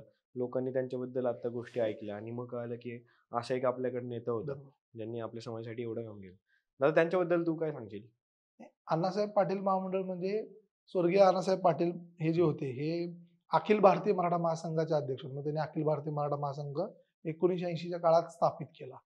त्यांचं असं होतं की ते स्वतः हमाल होते, पण हमाल असताना ते मुंबईत होते आणि त्यावेळी त्यांना लक्षात आलं की मराठा समाजाची अवस्था 1980ला म्हणजे आज किती जवळपास 40-45 वर्ष झाली, त्यांना आधीच माहित होतं. म्हणजे बघा आपला लढा कधीपासून सुरू आहे. अण्णासाहेब पाटील महामंडळात म्हणजे अण्णासाहेब पाटलांना हे माहित होतं की आपल्या समाजाचं भविष्यात अवस्था बेकार होणार आहे आणि आत्ताची सुद्धा अवस्था पूर्ण दैनंदिन आहे, म्हणजे एकदम खालच्या लेवलला पोहोचले. म्हणून त्यांनी त्या काळात मोबाईल, व्हॉट्सअप, फेसबुक काही नव्हतं. त्या काळात त्यांनी गावागावात फिरले, सभा घेतले अखिल भारतीय मराठा महासंघाच्या हे जे अध्यक्षतेखाली, आणि त्यांनी पूर्ण मुंबईत मोर्चा बनवला. त्यावेळेला त्यांनी तिथल्या चालूच्या सरकारला त्यांनी बऱ्याच वेळेला सांगितलं की आम्हाला मराठा समाजाच्या आरक्षणाची गरज आहे, तुम्ही आरक्षण द्या, आरक्षण द्या. आणि त्यावेळेस जे मुख्यमंत्री त्यांना त्यांनी मागणी केली, पण त्या सरकारनं ते आरक्षण देण्याची भूमिका टाळली. म्हणून त्यांनी मराठा समाजाकडनं एक शब्द दिला, जर उद्यापर्यंत आरक्षण मिळालं नाही तर उद्याचा सूर्य अण्णासाहेब पाटील काय बघणार नाहीत. पण त्यांनी दुसऱ्या दिवशी सरकारनं तेही हलक्यात घेतलं. म्हणजे 1980 पासून तसाच खेळ झाला आणि त्याही सरकारनं त्यावेळेला हलक्यात घेतलं. पण अण्णासाहेब पाटील यांनी स्वतःचा शब्द खरा केला आणि त्यांची लहान लहान पोरं सोडून आणि महाराष्ट्रातलं सगळ्यात मोठं ताकदवर असणारं व्यक्तिमत्व त्यांनी स्वतःला संपवून घेतलं बापरे. ह्या समाजासाठी. म्हणजे 1980 पासून ते जे सगळ्यात मोठं बलिदान आहे ते आजपर्यंत कित्येक जणांच्या स्वरूपात ते चाललंय. म्हणजे 40-45 वर्ष जो समाज सगळ्यात ताकदवर म्हणून समजत होता, तो समाज आतनं कसा पोखरला चाललाय कळू शकते का? म्हणजे अगदी कीटक लागल्यावर आणि सगळ्या बाजूने लागल्यात, पण दिसायला ते घुस लागलेला असते की नाही, घराच्या बाजूला सगळ्या बाजूने घुशी लागतात, पोखरतात. घर तर मोठ्याच्या मोठं दिसते, पण घराचा ढाचा पूर्ण त्या घुशीने संपवून टाकलाय. अशा मराठा समाज सध्याला अवस्था आहे. दुर्दैव काय की अण्णासाहेब पाटील महामंडळाचं संस्था झाली, ज्यातनं काय ठरवलं की त्यांच्या नावावर, म्हणजे अतिशय चांगलं नाव देऊन त्यांच्या नावावर योजना आणली की ज्यात व्यावसायिकांना 15 लाख रुपयापर्यंत बिनव्याजी म्हणजे व्याज परतावा मिळणार आहे.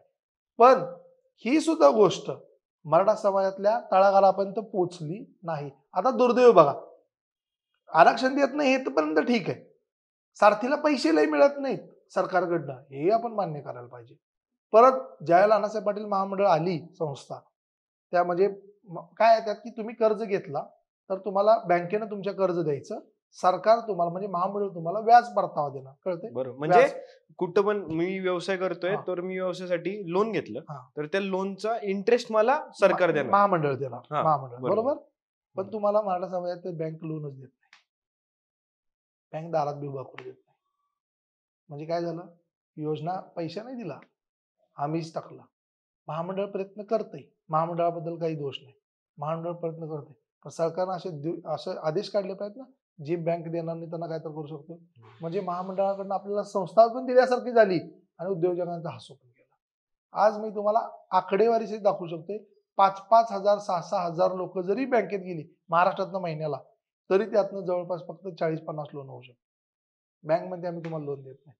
म्हणजे मराठा समाज दळबदर तिथं फिरायला लागला व्यवसायासाठी, त्यांना लोन नाही, जॉबही नाही करायचा, व्यवसाय तुम्हाला दिलं ना, अण्णासाहेब पाटील महामंडळ दिलंय ना, सरकारनं दिलं ना. मग सरकार म्हणते आम्ही व्याज द्यायला नाही म्हणलोय का? म्हणजे गेम बघा, आम्ही व्याज द्यायला नाही म्हणलोय का? तुम्ही काय म्हणसाला? हा बरोबर आहे, तुम्ही तर व्याज देताला, बँकमध्ये आम्ही लोन देणार नाही, तुम्ही कोणाकडे जाणार? कुठं जाईलच, संपलाच ना. तुम्ही म्हणसाला आता महामंडळ ते सरकार म्हणा येऊ दे पाहिजे तेवढी लोन आम्ही देतो. महामंडळ प्रयत्न करतंय, सगळ्या बँकाला विनवणी करते, सगळं करते, पण जास्त दबाव. म्हणजे किती मोठी स्कीम आहे की महामंडळाच्या अंतर्गत जे मराठा समाजाचे किंवा ओपन समाजाचे जे युवक असतील त्यांना विना इंटरेस्ट लोन मिळू शकतं 15 लाखापर्यंत. तेच देत नसेल तर मग काय? नाही, पण तुम्हाला तर योजना दिली ना, तुम्हाला योजना दिली, फक्त काय आहे की बँक तुम्हाला होय म्हणली पाहिजे. पण काय वाटतं दादा, या सगळ्यामध्ये आरक्षण जर आपल्याला भेटलं तर काय फायदे होऊ शकतात? आरक्षण मी काय म्हणतो की जर समजा आता ह्या पिढ्या तर संपल्या, आज म्हणजे थोडक्यात गणित आहे की सगळ्यात जास्त जर महाराष्ट्र सरकार असं, महाराष्ट्र सरकार जर 100 रुपये कमवते तर 100 रुपयातला 60% निधी हा फक्त सरकार स्वतःच्या पगारावर घालवते. माहिती तुम्हाला, शासनाच्याच पगारावर घालवते. म्हणजे तो पैसा कुठे जातोय? परत शासनाकडे, आपल्या लोकांकडे येऊ शकतोय ना तो पैसा, 60% लोकांमध्ये. मग जर समजा आकडेवारी कमी होत चालली आकडेवारी. तर समाजातलं जर चांगल्या नोकरीचं प्रतिनिधित्व कमी झालं तर समाज पुढे जाऊन काय होत जाणार? खाली होत दरिद्रीकडे जाणार. जाणार ना. बरोबर. कारण की त्यांच्यातलं साक्षरता किंवा चांगलापणा निघून जाणार. तुम्हाला इंजिनिअरिंग होऊ देणार, तुम्हाला MBBS होऊ देणार, तुम्हाला सरकारी नोकऱ्या नाहीत. मग तुमची पातळी कुठे जाणार? बरं, खालीच व्यवसाय जाणार. द्यायला तुम्ही अण्णासाहेब पाटील महामंडळ लोन देणार नाही, तुम्ही योजना देणार नाही, तुम्ही ITR मागणार, मग आम्ही ऑलरेडी गरीब, तुम्ही तारण मागणार, शेतीला तारण होऊ देत नाही. म्हणजे दुर्दैव बघा, घर आमच्याकडे नाही, शेतीला तारण घेत नाही, शेतीला तारण देत नाही सरकार, कुठलीच बँकेला परवानगी नाही शेतीला तारण ठेवायची. शेतीला तारण नाही, बँक लोन देणार नाही. इकडं तुम्हाला नोकरीत आरक्षण नाही, कॉलेजमध्ये गेल्यावर पैसे भरायला पैसे नाही तुमच्याकडं, फी माफ नाही, सगळ्याच बाजूने हाणली ना. मग तुम्ही काय करायचं? परत यायचं, मग स्थलांतर व्हायचं. आता तरी सरकारनं सांगितले जर पुण्यात 20 झोपडपट्ट्या असतील, 20 झोपडी लोक आले असतील तर त्यातले 12 लोक तर मराठा समाज असतील म्हणून. म्हणजे काय, 12चं 14च होणार ना, वाढत चाललोय ना. बरोबर. म्हणजे दुर्दैव काय. आणि जर समजा ह्या 2 वर्षात 4000 शेतकरी आत्महत्या केल्या असतील तर 3500 मराठा आहेत. बापरे. म्हणजे हा एकच जातीचा, मग तुम्हाला सगळं माहित असताना फक्त राजकारणामुळं आणि राजकारणाच्याच परिस्थितीमुळं, म्हणजे आता ह्या येणाऱ्या आत्महत्या, येणारं राजकारण आणि आपल्यातली म्हणजे जी तोडायची एकमेकाला स्पर्धा सुरू आहे ना, ही बघता असं वाटायला लागलंय की सध्या युवकांनी एवढं लक्षात ठेवायला पाहिजे. तुम्हाला काय वाटतंय की तुम्ही आणि मी जर आत्ता एकत्र आहे, अगोदर तुमच्या माझे विचार पलटले तर आपली मागणी एक असायला पाहिजे, आपण भांडलो नाही पाहिजे एकमेकांसोबत. सध्याला एकमेवच पॉइंट आहे की एकमेकांसोबत भांडायचं, आपापल्यात भांडू नये. तुम्हाला काय वाटतं? म्हणजे जर हा, म्हणजे जर तुम्हाला उद्दिष्ट साध्य करायचे असेल ना तर एकत्र राहावा, ते दुसऱ्या जातीसोबत पण एकत्र राहावा. तुम्ही सगळ्यांसोबत एकत्र राहावा. मागणी तुमची काय आहे? तुमची मागणी कायद्यानं मागायची आहे ना, तर तुम्ही त्याच्यासाठी दुसऱ्यालाही तुच्छ लेखण्याची तुमची काही गरज नाही. तुमची बरोबर. मागणी सगळ्या जगाला कळते. तुम्ही आकडेवारीच सांगताय की तुम्हाला गरज आहे. आज कित्येक जातीला वाटतं की मराठा समाजाला आरक्षण मिळालं पाहिजे, बरोबर. मिळालं पाहिजे. पण परत काय होतंय, ह्याच राजकारणाने लोकांनी ठरवलंय, दगड मारला की मराठ्यांना नावं ठेवत. मग विचार करा, 6 कोटी लोकसंख्या आहे ना, ह्यांना जोक वाटते मराठा समाज रस्त्यावर उतरल्यावर काय होईल? तो जर खराच रस्त्यावर उतरला, ह्यांच्याकडे आहेत का एवढी पोलिस? सगळा समाज उतरला तर 100% उतरली म्हणून समाजावर दोष देण्यात काय अर्थ आहे? दादा, तुम्ही बेळगावात का जात होता आणि तिथं नक्की शिवाजी महाराजांचा काय प्रश्न होता? नाही, आता आम्ही ज्यावेळेला मराठा समाजाचं आंदोलन करायचो त्यावेळी बेळगाव म्हणजे एकमेव असं होतं की तिथं सुद्धा मराठा समाज मोठ्या प्रमाणात आहे. हा. पण तुम्हाला दुर्दैव वाटेल की मराठा समाजाच्या कुठल्याच योजना ह्या आज बेळगावमध्ये लागू नाहीत. का? शासन. दुर्दैव आहे की नाही? आज बेळगावात 865 गावं बेळगावमध्ये आहेत आणि बेळगाव, कारवार, निप्पाणी, बिदर, बाल्कीसह संयुक्त महाड झालाच पाहिजे ही कित्येक वर्षापासूनची योजना आहे. म्हणजे त्यांच्यासारखं आंदोलनच कोण करत नाही. सध्याच्या शासनाला त्यांनी पिडून ठेवले. पण तिथल्या मराठा समाजाकडे बघितलं, मला सांगा, इथला तिथला मराठा समाज वेगळा आहे. तिथलं सरकार त्यांना मदत करत नाही, कारण तुम्ही महाराष्ट्राचा आहे म्हणून सांगताय. हे महाराष्ट्र त्या मराठ्यांना सोडून देते. त्यांना गिनतीतच पकडायचं नाही. आणि मी ज्यावेळेला तिथे जायचो त्याला मला तुम्हाला खोटं वाटेल, म्हणजे मी गेलो होतो, छत्रपती शिवाजी महाराजांना असा द्वेष केला जातो, अशा म्हणजे छत्रपती शिवाजी महाराजांना अंगावर काळं फेकलं जातंय. आणि तरी सुद्धा आपलीच लोक, म्हणजे मी सुद्धा, मला सुद्धा त्यांनी हे केलं होतं, माझ्यावर गुन्हे टाकले आणि मला सुद्धा जवळपास 1.5 वर्ष कोर्टाच्या सलग फेऱ्या, आता सुद्धा मी कोर्टाच्या फेऱ्या लागतोय. मला सांगा, ज्यावेळेला आपल्या समोर कोणतं छत्रपती शिवाजी महाराज दगड मारतोय आणि तुम्ही विरोध करताय, का मारतोस म्हणून, तरी सुद्धा आपल्यावर केसेस टाकतात. एवढा तिकडे द्वेष चालू असताना इकडले नाही, ते फक्त इथल्या तात्पुरत्या स्वरूपात बोलले. आणि तिथं सुद्धा लढणारा ते सुद्धा मराठा समाज होता. पण तेव्हा ज्या पद्धतीने एकत्र येऊन लढतोय त्या लोकांच्या विरोधात, म्हणजे छत्रपती शिवाजी महाराजांचं तिथं इतकं म्हणजे खराब केलं की मूर्ती असेल, फोटो असेल, पण ह्या इथल्या लोकांनी कधी आवाज उठवला नाही. पण हाच मुद्दा ज्याला तिथले लोक मराठ्यांची एकत्र येऊन यासाठी लढायला आले, तर तुम्हाला सांगतो त्यांच्यासाठी कुठली योजना पाठवली नाही, कुठल्या लढ्यासाठी दंगा दिला नाही, ती लोक तिथंच बसली. म्हणजे एक अखंड लाखो लोकांचा समुदाय जो महाड देण्यासाठी तडफडतोय, जो मराठा समाजाचा मॅक्सिमम 80% लोकांचा आहे, त्या लोकांना सुद्धा मराठा समाजानं म्हणजे नेत्यांनी गिनतीत पकडलं नाही. आंदोलन असेल, भांडणं झाली, ही लोक लगेच तिकडे जातात, बेळगाव मराठात आला पाहिजे, पण लाखो मराठा सुद्धा तिथला सोडून दिला. म्हणजे राजकारणी लोक छत्रपती शिवाजी महाराजांचा फक्त उपयोग आता बघा, करतात का? इथं छत्रपती शिवाजी महाराजांचं दिसलं, मला सांगा, तुम्हाला राग यायला पाहिजे? 100% बरोबर आहे, इथला मुख्यमंत्री तिकडे जायला पाहिजे. कर्नाटकाची पोलिस महाराष्ट्रात मला पकडायला येतात, पण इथं ज्यावेळेस शिवाजी महाराजांचा अपमान तिथला व्यक्ती करत, आपली पोलीस तिकडे जायला पाहिजे, आपली कोण जात नाही. बरं, तो हे पार्ट सोडून द्या, तिथला मराठा समाज आपल्याकडे मदत मागत असेल की बाबा आम्हाला आरक्षण द्या, आम्हाला इथं सारथी पाठवा, महामंडळ पाठवा, आम्हाला निधी पाठवा, त्यांना ईदीत पकडत नाही. बापरे. त्या मराठा समाजाचं काय? म्हणजे मराठा समाजाचं इथंच नाही, म्हणजे राज्यभरात जिकडं जिकडं ते विखुरला गेलाय सगळीकडे हाल होत चालले, सगळीकडं. मग म्हणजे आता याला काय ऑप्शन आहे दादा, तुला काय वाटतं एकंदरीत? आपण एवढं सगळं बोललोय, काय वाटतं याचं कन्क्लुजन काय? काय ह्याच्यावरती फक्त आपण आता चर्चाच होणार आहे इथून नाही, पुढे? कन्क्लुजन सगळ्यात बेस्ट काय माहितीये का, की आपल्याला बघा सूर्य पूर्वेला होते का पश्चिमेला होते एकदा कळलंय. आपल्याला दिसतंय सूर्य पूर्वेला आलेला आहे. तरी सुद्धा कोण सांगते म्हणून पश्चिमेकडे बघण्याची काहीच गरज नाही. आपण म्हणजे लिहिलेलं कसं? आहे. म्हणजे आपल्याला लिहिता येते, आपल्याला बोलता येते, वाचता येते, समजून घेता येते. कुणाची भूमिका काय कळते, त्याच्या मागचं सगळं कळतंय. तर डोळे झाकून काय विश्वास ठेवा. बरोबर. समाजातल्या पोरांनी जर समजा समजलं, तर पोरांनी आई-बापाला सांगा, आई-बाप तुम्ही चुकीचं आहे. आपली मागणी ही आहे. आपण सगळीकडे ठाम राहू. तुम्ही कोणी घरातल्या नाही. म्हणजे म्हणजे गावातल्या थोडक्यात प्रत्येक युवकांनी, मराठा युवकांनी जे आरक्षणाच्या ती मागणी करतात, हा विषय समजून घेतला पाहिजे की नक्की त्याशिवाय काय, पर्याय म्हणजे नॉलेज घेतलं पाहिजे. पर्याय नाही. कारण की एकतर आपण लीडर लवकर मानत नाही. बरोबर. मानला तर त्याच्यावर असं भांडणं करत बसतो. बरोबर. मग आपण जर समजून घेतलं, ऍक्च्युली सगळं कायद्यातलं आहे ना, कागदातलं आहे ना. बरोबर. मग तुम्हाला मत द्यायचं कुणाला कळल, तुम्हाला मागणी मागायची कुणाला कळल, तुम्हाला कोण आपला आहे कोण परकाय कळल. उगाच व्हॉट्सअपवरून आलेल्या मेसेजवर तुम्ही दगड घेऊन बाहेर जाईपर्यंत आणि तुमच्या हे करेपर्यंत काय अवस्था होणार आहे. आणि तुम्हाला सांगतो पोलिटिशियन मध्ये गेलो, तुम्हाला मारलं, तुम्हाला हाणलं, फक्त त्या दिवसाचा स्टेटस, त्याच्या सोडून तुम्हाला दुसऱ्या दिवशी काळ कुत्रं विचारत नाही.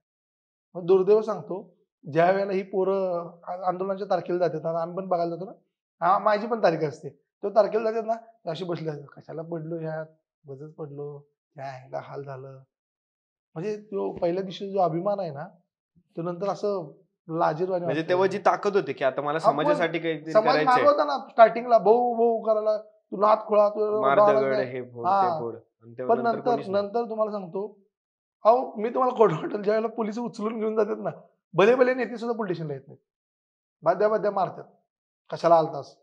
कुणी येत नाही. आणि बापरे. नेता आला, 5 मिनिटं येणार, खुर्चीवर बसणार, सोडून जावा, असं करा, तसं करा. एक छोटी केस टाकतो रे, असं करतो, ते कसं करतो. आणि मेन म्हणजे सरकारच्या वस्तू फोडणं ह्याच्यात काही सामर्थ्य नाही आहे तुमचं. मग तुम्ही सरकारच्या वस्तू फोडणं म्हणजे तुमच्याच वस्तू फोडल्यासारखं आहे. आपलेच पैसे. हां. त्यामुळं सध्याला एकच सगळ्यात महत्वाचं आहे, की एकतर भांडायचं नाही एकमेकांसोबत. कारण की तुम्हाला विचार करा, आता सध्या तुम्हाला मला जर विचारलं, की सुप्रीम कोर्टात 40 पानं वाचला का तुम्ही? तुम्ही काय म्हणसाला? नाही. नाही. 1300 याचिका आहेत. प्रत्येकाचं मत काय असेल? त्यामुळे ही लोक फेसबुकवरनं पसरवतील. एकच मुद्दा असू शकतो, आरक्षण मिळालं पाहिजे. एकच मुद्दा असेल, की आत्महत्या आपल्यात कसं नाही झाल्या पाहिजेत. आपल्या मुलींची लग्न चांगली कशी झाली पाहिजे. आपल्या शिक्षणात कशी कसं प्रगती झाली पाहिजे. एकमेकाला नोकऱ्या कशा देता आल्या पाहिजेत. जाती-जाती तेढ निर्माण नाही कसं करता आलं पाहिजे. आणि आम्ही ज्यावेळेला आता ग्रुप कट व्हायचं सकल मराठाकडनं ज्यावेळेला आम्ही सगळे प्रयत्न करतो, त्यावेळेला आम्हाला एवढं दिसून आलंय ना, की तुम्ही साधी एक पोस्ट टाका कुठल्याही मराठा समाज ग्रुपवर. 5 लाख रुपये मी देऊ शकतोय. तुमच्या मागे 1000 कमेंट पडतील. नोकरी आहे, 1000 कमेंट पडतील. त्यामुळं ज्या लोकांनी सदृढता म्हणजे पैसे कमवलेत किंवा ज्या लोकांकडे नोकऱ्या आहेत, त्यांनी एकमेकाला नोकऱ्या द्याव्या. त्यांनी एकमेकाला साथ द्यावी. त्यांनी म्हणजे आपलं मत काय आहे, की जिथं शक्य आहे तिथं त्या पॉसिबिलिटी तुम्ही मदत कराव्या. नाहीतर आम्ही आता काय म्हणतोय, की महाराष्ट्रात कुठं पण जाऊ दे, तुम्हाला नोकरीची गरज आहे, तुम्ही पोस्ट टाका. मग सोशलच्या माध्यमातून एकमेकाला मदत होईल, एकमेकाला पोस्ट मिळेल, नोकरी मिळेल. पण जर तेच आपण टाकून दिलं, आज एका ठिकाणी गोळा व्हा, दगडफेक करा, काय साध्य होणार आहे? काहीच नाही. त्यामुळे आता सध्याला म्हणजे आमच्या आमच्या आम्ही सुद्धा ग्रुपकडनं सांगताना एवढं सांगतो, की बाबा सध्याचा काळ असा आहे, की फक्त तुम्हाला म्हणजे डॉक्टर बाबासाहेब आंबेडकर म्हणजे शिक्षण असं वाघिणीचं दूध आहे, की जोही पिल तो डरकाळीच माल. बरोबर. आणि ते तंतोतंत इथं जुळते. आपल्याला आता गरज आहे सगळं लक्षात घ्यायची, शिकायची. बरोबर. त्याच्याशिवाय तुम्ही डरकाळीच मारू शकणार नाही. तुम्हाला अर्ध्या ज्ञानानं कोण सांगते म्हणून जाण्यात, पण शिकून अर्ध्या WhatsAppच्या 4 ओळीत तुम्ही अख्खं स्वतःचं मत बदलून घेताय.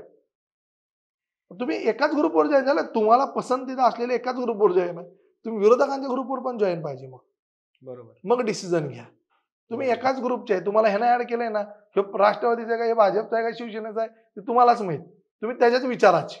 बरोबर. आणि ते दुसऱ्या ग्रुपमध्ये असलेलं तो त्याच्याच विचाराचा. ह्या दोघांनी पण एकमेकाचे ग्रुप बघितले पाहिजे. तो काय बोलतोय, तू काय बोलतोय, मग डिसिजन घेऊ.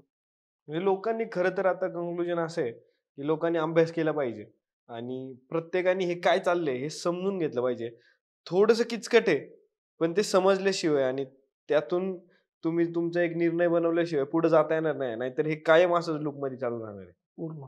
आणि आरक्षणाची लढाई एवढा आहे, की आरक्षणाची लढाई एवढं कन्फर्म डोक्यात ठेवायला पाहिजे आपण सगळ्यांनी, की ही काय 1-2 दिवसात संपणार आहे. म्हणजे असा अध्यादेश आला सरकारनं सुद्धा, की आज अध्यादेश दिलाय, लगेच आरक्षण उद्या मंजूर झालं असं कधीच होणार नाही. बरोबर. मग तुम्हाला मी कन्फर्म सांगेल, की जरी सरकारनं उद्या सकाळी आरक्षण दिलं आपलं, उद्या सकाळी, तरी सुद्धा ते आरक्षण परत कोर्टात खेचलं जाणार आहे. बरोबर. त्यामुळे आपल्या मनाची मानसिकता म्हणजे तेवढी पाहिजे. हायकोर्ट, परत सुप्रीम सुप्रीम कोर्ट. कोर्ट, परत सगळा कायदा, परत तेवढ्या वेळात आपली मनाची तेवढी घट्टपणा पाहिजे, की बाबा आपण लढू शकतोय.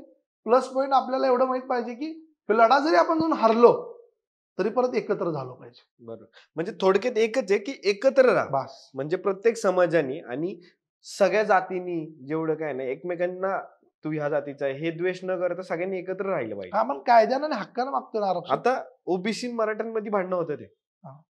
की त्यांनी सांगितलं की तुम्ही यांची अहो, वाईट केस काय नका माहितीये कापू का, वगैरे. की वाईट काय आहे, की डॉक्टर बाबासाहेब आंबेडकरांबद्दल मराठा समाजात कधीच द्वेष नाही. बरोबर. पण ते मुद्दामून दाखवायचा. त्यांच्या लोकांमध्ये शिवाजी महाराजांबद्दल द्वेष नाही, तरी सुद्धा ते दाखवायचा. मग जाणीवपूर्वक कोण तर फोटो क्रॉप करा. मला एक दुर्दैव सांगा, जर छत्रपती शिवाजी महाराजांचा डॉक्टर बाबासाहेब आंबेडकरांचा फोटो कोणता एडिट करून खराब करते, सायबरवाल्यांनी त्याला असा हाणावा का नाही ऑनलाईन मध्ये, असा हाणावा की परत कुठल्याही समाजात असेल ते सरळच झाला पाहिजे. बरोबर. पण ते होत नाही. ते फोटो व्हायरल होत जातात. मग ऑटोमॅटिकली दुसरा चिडणं, मग तिसरा चिडणं, मग कोणतं व्हॉट्सअपवर कमेंट करणार, मग इंस्टावर कमेंट करणार, ह्या कमेंटचे फोटो निघणार, मग जातीत ते निर्माण होणार. आणि हे सगळं फेक अकाउंटवरनं होते. वाईट कसलं वाटतं माहिती दादा, जेव्हा भारताच्या बाहेर लोक भेटतात तेव्हा फक्त अरे तू भारतातला आहे, अरे तू महाराष्ट्रातला आहे का, बरोबर. मराठी बोलतो का, ह्याच्याहून एकत्र अभिमानास्पद वाटतं की आईला महाराष्ट्राचा आहे आपलं वाटतं. आपल्या मनात तयार होतं तिथं काही सांगावं नाही लागत. मग भारताचं म्हणून भेटतो, महाराष्ट्र असेल तर अजून गोडीचा. पण जसं भारतात येतो तसं महाराष्ट्र, अरे तू इकडचं, बरोबर. ते भारी वाटतं की जर दोन महाराष्ट्रातले बरोबर. दिल्लीत भेटले की ते भारी वाटतं. बरोबर. आणि आता जेव्हा महाराष्ट्रात आपण येतोय किंवा पुण्यात येतोय तेव्हा किंवा शाळेत जातोय आणि जिल्हा परिषद मध्ये बरोबर. जातोय बरोबर. तिथं मग आता कास्ट वरून चालू आहे. म्हणजे किती किती दुर्दैव झाले. अहो, खेड्यातल्या बचत गट सुद्धा आता जाती बघून घ्यायला लागली. बापरे. म्हणजे आता आयात अशा झाल्या, तर मग कारण हे भरवायला लागल्यात ना. त्यामुळे सगळ्यात महत्वाचं काय आहे, की आपण कायद्यानं मागतोय, कायद्याच्या प्रमाणे लढू. हा, आपल्या आपल्यातली युनिटी तसं किती जरी तुम्ही केला, तर मग शेवटला तुम्ही जे साधनं वापरताय मार्क झुकरबर्गचं फेसबुक, व्हॉट्सअप, ती थोडी तुमच्या जातीचं आहे. तर दुसरं बरं कसं ऐकताय मग तसं कसं सगळं चालतंय. सगळ्यांनी वापर करताना म्हणजे जे आपल्या हिताचं आहे तेवढं मात्र वापरायचं. आणि जिथं द्वेष पसरतील ते सगळं आपण विरोधात म्हणजे हे करायचं. आरक्षण वगैरे बाकीच्या गोष्टी हे चालू राहते. पण एकच जे आपल्या इतिहासापासून शिकायचं म्हणलं आणि आताच्या कंडिशन मधून, की तुम्ही भांडू नका आपापल्यात, बरोबर. एकत्रच राहावा. नाही, पण तुम्ही त्याच्यावर एक उदाहरण घेऊ शकताय, की छत्रपती शिवाजी महाराज सगळ्यांना घेऊन चालायचे. बरोबर. बरोबर. म्हणजे सगळ्या जातीची लोक सोबत होती. बरोबर. डॉक्टर बाबासाहेब आंबेडकर, शाहू सगळ्यांसाठी महाराज सारख्या माणसांकडून सुद्धा त्यांनी सहकार्य घ्यायचे. म्हणजे त्या लोकांनी कधीच म्हणजे कधीच हे केलं नाही, की बाबा 18 पगड जाती आपल्या शिवाजी महाराज कायम म्हणायचे 18 पगड जाती बाळा मावळदादा आपल्याबरोबर सोबत आहेत. प्लस इकडे आलो डॉक्टर बाबासाहेब आंबेडकरांनी कधी पण ह्या सगळ्या लोकांकडून मदत घेतली, गायकवाड असतील किंवा शाहू महाराज असतील, त्यांनी कधी एकमेकात द्वेष ठेवला नाही. आणि मग आपण आता भांडतोय की तू ह्याचा तू त्याचा, त्याने मग ह्याचा आणि अंत कुणाची नाही तरी ना. ऐकण्यावरून हे सगळ्यात चुकीचं आहे. की अभ्यास करून भांडणं म्हणजे ते बरोबर की अभ्यास करून तुम्ही भांडा, पण कुणाचं तरी ऐकून भांडताय ज्याला काहीच बेस नाही. नाही, शिकलेली लोक जोपर्यंत पुढे येऊन सांगणार नाहीत, की बाळांनो असं करू नका. ही सांगणारी कोण? 16-17 वर्षाची पोरं बाहेर पडाली. बरोबर. म्हणजे सगळा प्रभावच तसा आहे. मग आता जे राजकारण आपलं, मग आता दादा जे मनोज जरांगे पाटलांनी जे उपोषण उभं केलं होतं, जे आंदोलन उभं केलं होतं, ते आता मागं पडत चाललंय का? आता परत हे कुठेतरी सगळे एकत्र झालेत आणि आता परत सगळं साईडला जाऊन आता परत रोजच्या रोज जसं सुरू होतं तसं परत तसं होणार नाही, आहे का? खरं तर ह्याच्यामध्ये आता मुख्य गरज ही आहे, की सगळ्यांनी एवढं ठरवायला पाहिजे, की मनोज जरांगे असतील किंवा बाकीचे सुद्धा असतील, तर सगळ्यांना समाजाची कळवळ आहे. म्हणजे बाबा तुम्हाला समाजात आरक्षण मिळावं हे इम्पॉर्टंट वाटत असेल, तर सगळे डावपेच सोडून सध्याच्या मूळ मागणीकडे जाणं गरजेचं आहे. नाहीतर काय होईल, पुढे जाऊन अजून विरोधक वाढत जातील, अजून गट तट करत करत पुढं शेवटी असं होऊन जाईल की मराठा समाजावर विश्वासच कोण ठेवणार नाही. त्यामुळे आत्ताची मुख्य भूमिका अशा पद्धतीने जर चाललो तर येणारा काळ एवढा भयंकर आहे की सत्तेसमोर आणि पैशासमोर काहीच चालायचं नाही, कारण की आपण एवढ्या गटात विखुरले असणार आहे. त्यामुळं आत्ता सध्याची मूळ तर गरज आहे की एकमेकातला भांडणं सोडावी आणि समाजासाठी लढावं. आणि आपण तुम्ही आणि मी म्हणू पण शकत नाही की तू चुकीचा का तू बरोबर, कारण की ही 15-16 वर्ष सोबत फिरलेली लोक आहेत. बरोबर. म्हणजे ज्या दोन दोस्तांनी किंवा एका ताटात जेवलेल्या लोकांनी एकमेकाबद्दल असं बोलताना त्यांनी एवढ्या खालच्या पातळीला जर जात असतील तर मग आपण काल परवा किंवा एक वर्षभर आपण आंदोलनात असलेल्या लोकांनी काय बोलावं. बरं, जर आपण एकाची भूमिका घेतली तर परत आपण एका गटाच. बरोबर. तुम्हाला काय वाटतं दादा, मनोज जरांगे पाटील दादांनी घेतलं असेल पाकिट, जे आता सगळे बोलायला लागलेत, तुम्हाला काय वाटतं वैयक्तिक, तुम्ही जवळून पाहिले आंदोलन? नाही, पण जर समजा पाकिट घेतला असेल तर त्याला सगळ्यांनी प्रूफ तर देणं गरजेचं होतं. प्रूफ काय तर असते ना, काय तर पुरावा. आता मी समजा तुम्हाला म्हणलं की तुम्हाला इथं आता सध्याला मोदीने 1 कोटी रुपये पाठवले, बोलायला काहीच टेन्शन नाही, पण ज्यांनी सांगावं त्यांनी प्रूफ करून द्यावं. बरोबर. म्हणजे एकदा विश्वास ठेवून समाज, तुम्ही सांगताय म्हणून आम्ही विश्वास ठेवला तर आम्हाला काहीतरी पाहिजे ना. आता आम्ही डोळं झाकलेलो नाही, बरोबर. म्हणून जरांगी चांगले का बरोबर हा नंतरचा प्रश्न. तुम्ही आम्हाला सांगताय तर काहीतरी प्रूफ दाखवा, म्हणजे आम्ही फक्त ऐकलेल्या गोष्टीवर विश्वास ठेवणार नाही, बघतो बरोबर. खरं आहे का खोटं आहे. आणि जर समजा एवढ्या लाखा लोकांमध्ये मागणी होत असेल, 4 उपोषण होत असेल, आपल्यालाही दिसते सरकारनं त्यांना गंडवलंय, मुंबईत बोलवलंय, बरोबर. वाशीत बोलवलंय, अध्यादेश पण दिलाय, अध्यादेश देतो म्हणून पण सांगितल्यात, 16 तारखेला देतो म्हणून म्हणल्यात, 20 तारखेला सरकारच समोर गंडवलंय. म्हणजे त्यांना पण फसवलंय सरकारनं. आता बरोबर. मॅरेज झाले असते तर त्या दिवशी आंदोलन संपलं असतं ना वाशीतच, दुसऱ्या दिवशी कशाला उपोषणाला बसावं. म्हणजे ते पुन्हा तिथंच येतं की परत आपण आपल्यातच भांडतोय, परत येतच. पैसे घेतले का नाही घेतले का. नाही, सरकार थांबवायचा प्रयत्न करत असणार ना 100%. बरोबर. बघा, एवढ्या मोठ्या मताचा खेळ आहे आणि दुर्दैव बघा, मराठा समाज आत्महत्या कधी प्रमोट होणार नाहीत, आता कुठल्या बातम्या येणार नाही, आता कुठं मराठा समाज हाल करणार नाहीत. ब्रेकिंग न्यूज मध्ये कधीही मराठा समाजाची हाल अपेष्टा कुठल्याही ब्रेकिंग न्यूज टीव्हीला दाखवली जात नाही. दाखवली कधी? फक्त काय दाखवतात, मराठा समाजाची एंट्री, लाखोंची सभा, मांडव, भाषण. ह्याच प्रेस मीडियाने जर गावात जाऊन जर इंटरव्ह्यू घेतले असते ना, गरिबांचं, झोपडीतल्या वाल्यांचं, मराठ्यांचं, आत्महत्या केलेल्या घरातल्यांचं, अख्खा राज्य काय अख्खा देश एकत्र झाला असता. एवढी अवस्था बेकार आहे. इंटरव्ह्यू कोणाचं घेतात माहिती ना, तुमची सभा कशी काय झाली, तुमचा ट्रॅक्टरच कसा आहे, पाणी कुठून आणले, हे एवढं. तुम्ही जरा त्या गावात आत एंट्री मारा, त्या दिवशी तुम्हाला कळल की ती अवस्था काय आहे. बरोबर. आणि जेसीबी वाला जर आला असता तर अख्ख्या गावाची पंचक्रोशी जेसीबी एकत्र येत असतील. त्यांनी कुठे धंदा चालू केला असेल, त्यांना वाटतं समाज मदतीला करावं. पण तुम्ही गावात गेलेले बघितले कधी इंटरव्ह्यू? समाजाचे हाल झालेले. तुम्ही पुण्यात हिंडा, तुम्ही ते बेरोजगारी करणाऱ्या पोरांना विचारा, जास्तीत जास्त नाही इथं वारजे तुम्ही ब्रिज खाली जावा, ते बेकारी करणाऱ्यांमध्ये लोकांना तुम्ही कुठल्या जातीचं, तुम्हाला तिथं सुद्धा 70% लोक माठायचे दिसतील. अशी बॅग घेऊन बेरोजगार मी तुम्हाला दाखवू शकतोय. इंजिनियर पोरगा 10 लाख रुपये सेव्हिंग केलेला, 10 लाख रुपये सेव्हिंग केलेला, ह्याच कोविडच्या काळात त्याचा रोजगार गेला आणि कसा बाबा त्याच्या आई बाबांनी शिकवलं होतं त्याला, तो आला. त्याच्यानंतर त्याला वाटलं की आता कोविडच्या काळात एमपीएससी करावी, नोकरी नाही, काय नाही, मग एमपीएससी करावी, तिथं सुद्धा फेल गेला.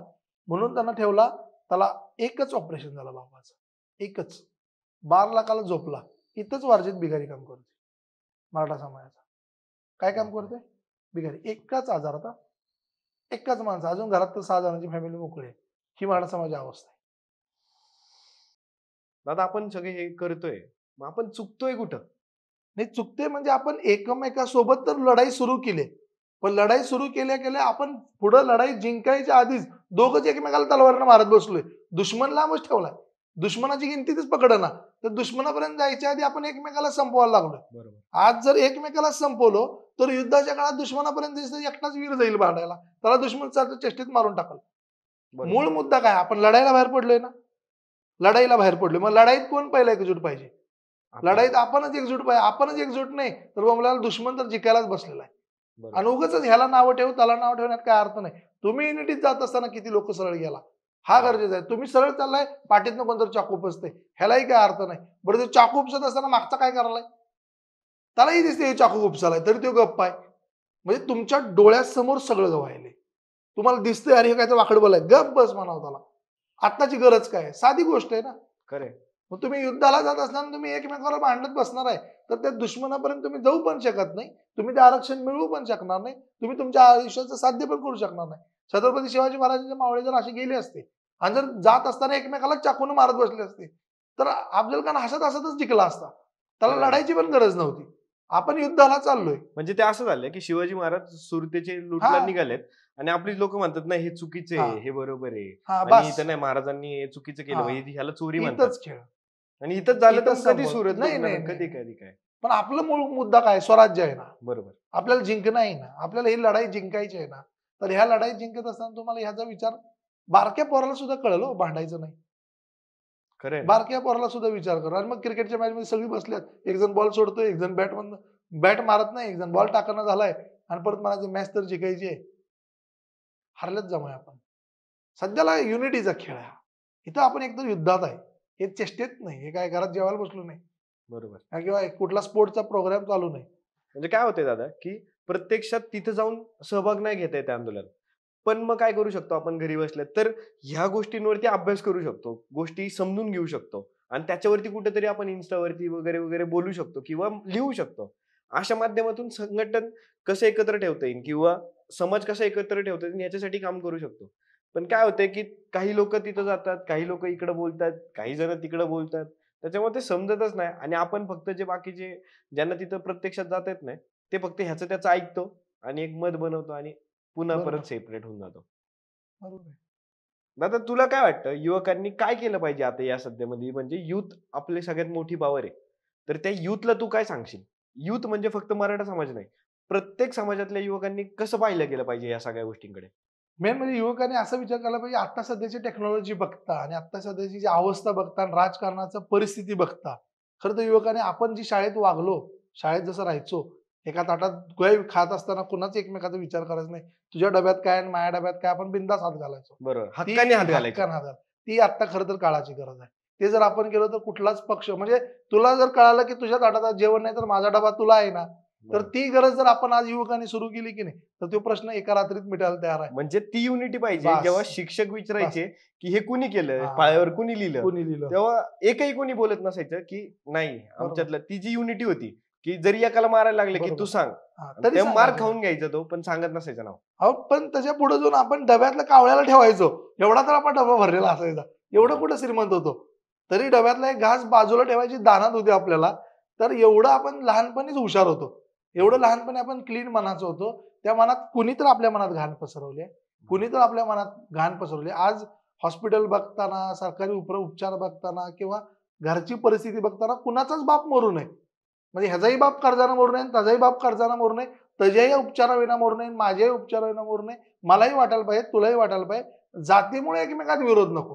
जेव्हा बरोबर. आपण ज्यावेळी डबा एकत्र खाल्ला, त्याच डब्यासारखं आज एका ताटात जेवायला जर बसायला लागलो, तर कुठलाही नेता आणि कुठलंही सरकार आपल्यात काय वाकडं करू शकत नाही. उलट तो तुझ्या जातीसाठी लढल आणि मी तुझ्या जातीसाठी लढल. ज्याला सुरू होईल की नाही, त्याला नाईलाज असतो. प्रत्येक सरकारला सगळ्यांच्या मागण्या मान्यच कराव्या लागतील. बरोबर. तर एकंदरीत खूप गोष्टींवरती आज आपण चर्चा केली आहे. तर याचं कन्क्लुजन शेवटी हेच आहे, की तुम्ही एकमेकांमध्ये भांडण नका करत बसू. संघटित व्हा आणि एकत्र राहा. जी लढाई आहे ती लढत राहू. फक्त ती एकत्रपणे नाही बरोबर, लढू. बरोबर. तर दादा तुला कसं वाटलं एकंदरीत आज असा पॉडकास्ट करून? याच्या आधी तू कधी केलं होतं का असं? नाही, नाही. पण मी पॉडकास्टमध्ये म्हणजे नेहमी स्टेजवरच बोलायचो. पण स्टेजवर बोलता-बोलता असं पूर्ण डीपमध्ये जात असताना चर्चा करून एकदम क्लास वाटला. आणि मेन म्हणजे आधी पण मी प्रोग्राम सगळे बघितलेले. हां, हां. त्यामुळे ते प्रोग्राम एकतर तुम्ही हसत खेळायचे प्रोग्राम जास्त व्हायचे. हां. मी म्हटलं आपला सीरियस विषय कुठं ह्यात येणार. पण नाही तुम्ही ते हा विषयच एवढा सीरियस आहे, की ह्यात ते जोक किंवा त्या बरोबर. नाही पण करून चालणार नाही. बरोबर, त्याच्यामुळे मग एकदम आणि हा विषय एवढा ज्वलंत आहे, की प्रत्येकाला हा ऐकायचा आहे बरोबर, आणि प्रत्येकापर्यंत हा पोहोचवायचा हा माझा हेतू होता, बरोबर. की कुठेतरी समाजाचा एक घटक असल्यामुळं, की महाराष्ट्रात काय चाललंय हे प्रत्येकाला कळायला हवं. आणि हे काही जण मला काल म्हणजे आजूबाजूच्या जे बाकीचे समाजातले लोक आहेत, त्यांना पण एक्झॅक्ट माहित नाही नक्की चाललंय काय. चाललंय. बरोबर तर आहे. त्यांची सगळ्यांची प्रश्नांची उत्तरं म्हणलं तुमच्याकडून मिळाली तर बरोबर, आणि ती बऱ्यापैकी आम्हाला सगळीच कळाली. बरोबर. कुठं जे काही अडथळे होते किंवा काय चुकतंय ह्याच्या गोष्टी कळाल्या. बरोबर. त्यामुळे छान वाटलं. नाही मला तुम्हाला कसं वाटलं? एकदम भारी. मला तर असं वाटायला लागलं, की तुमच्याच माध्यमातून अण्णासाहेब पाटील महामंडळ, सारथी संस्था हे जर 28,000 गावांपर्यंत पोहोचल्या आणि 1000 लोकांचं झालं. भले ह्याच नाही, समाजासाठी काम करणाऱ्या अनेक संस्था सरकारच्या जर त्यांची लोक आपल्याकडे येऊन बोलायला लागली आणि त्यांच्या संस्था जर ज्या मोफतमध्ये ग्रामपंचायतीचं चांगलं करू शकतील, गावातल्या लोकांचं चांगलं करू शकतील, तर त्याचा तुम्ही पुढाकार घ्यावा एवढीच आम्ही नक्की. जेवढं काही होईल प्रत्येक समाजासाठी तो हा नाही, प्लॅटफॉर्म समाज नाही म्हणा, युवकच. हा म्हणजे बरोबर. जेवढं काही युवकांसाठी होऊ शकेल बरोबर माझ्यासाठी ते नेहमी करायचा प्रयत्न राहील. बरोबर आणि उलट तुमच्या माध्यमातून तुमचे जेवढे पण ग्रुप्स असतील तेवढं जास्तीत जास्त हा व्हिडिओ लोकांनी 100%. पोहोचवावा. आणि लोकांनी पण हा ऐकल्यानंतर फक्त ऐकून सोडून न देता जास्तीत जास्त लोकांपर्यंत हा शेअर करावा.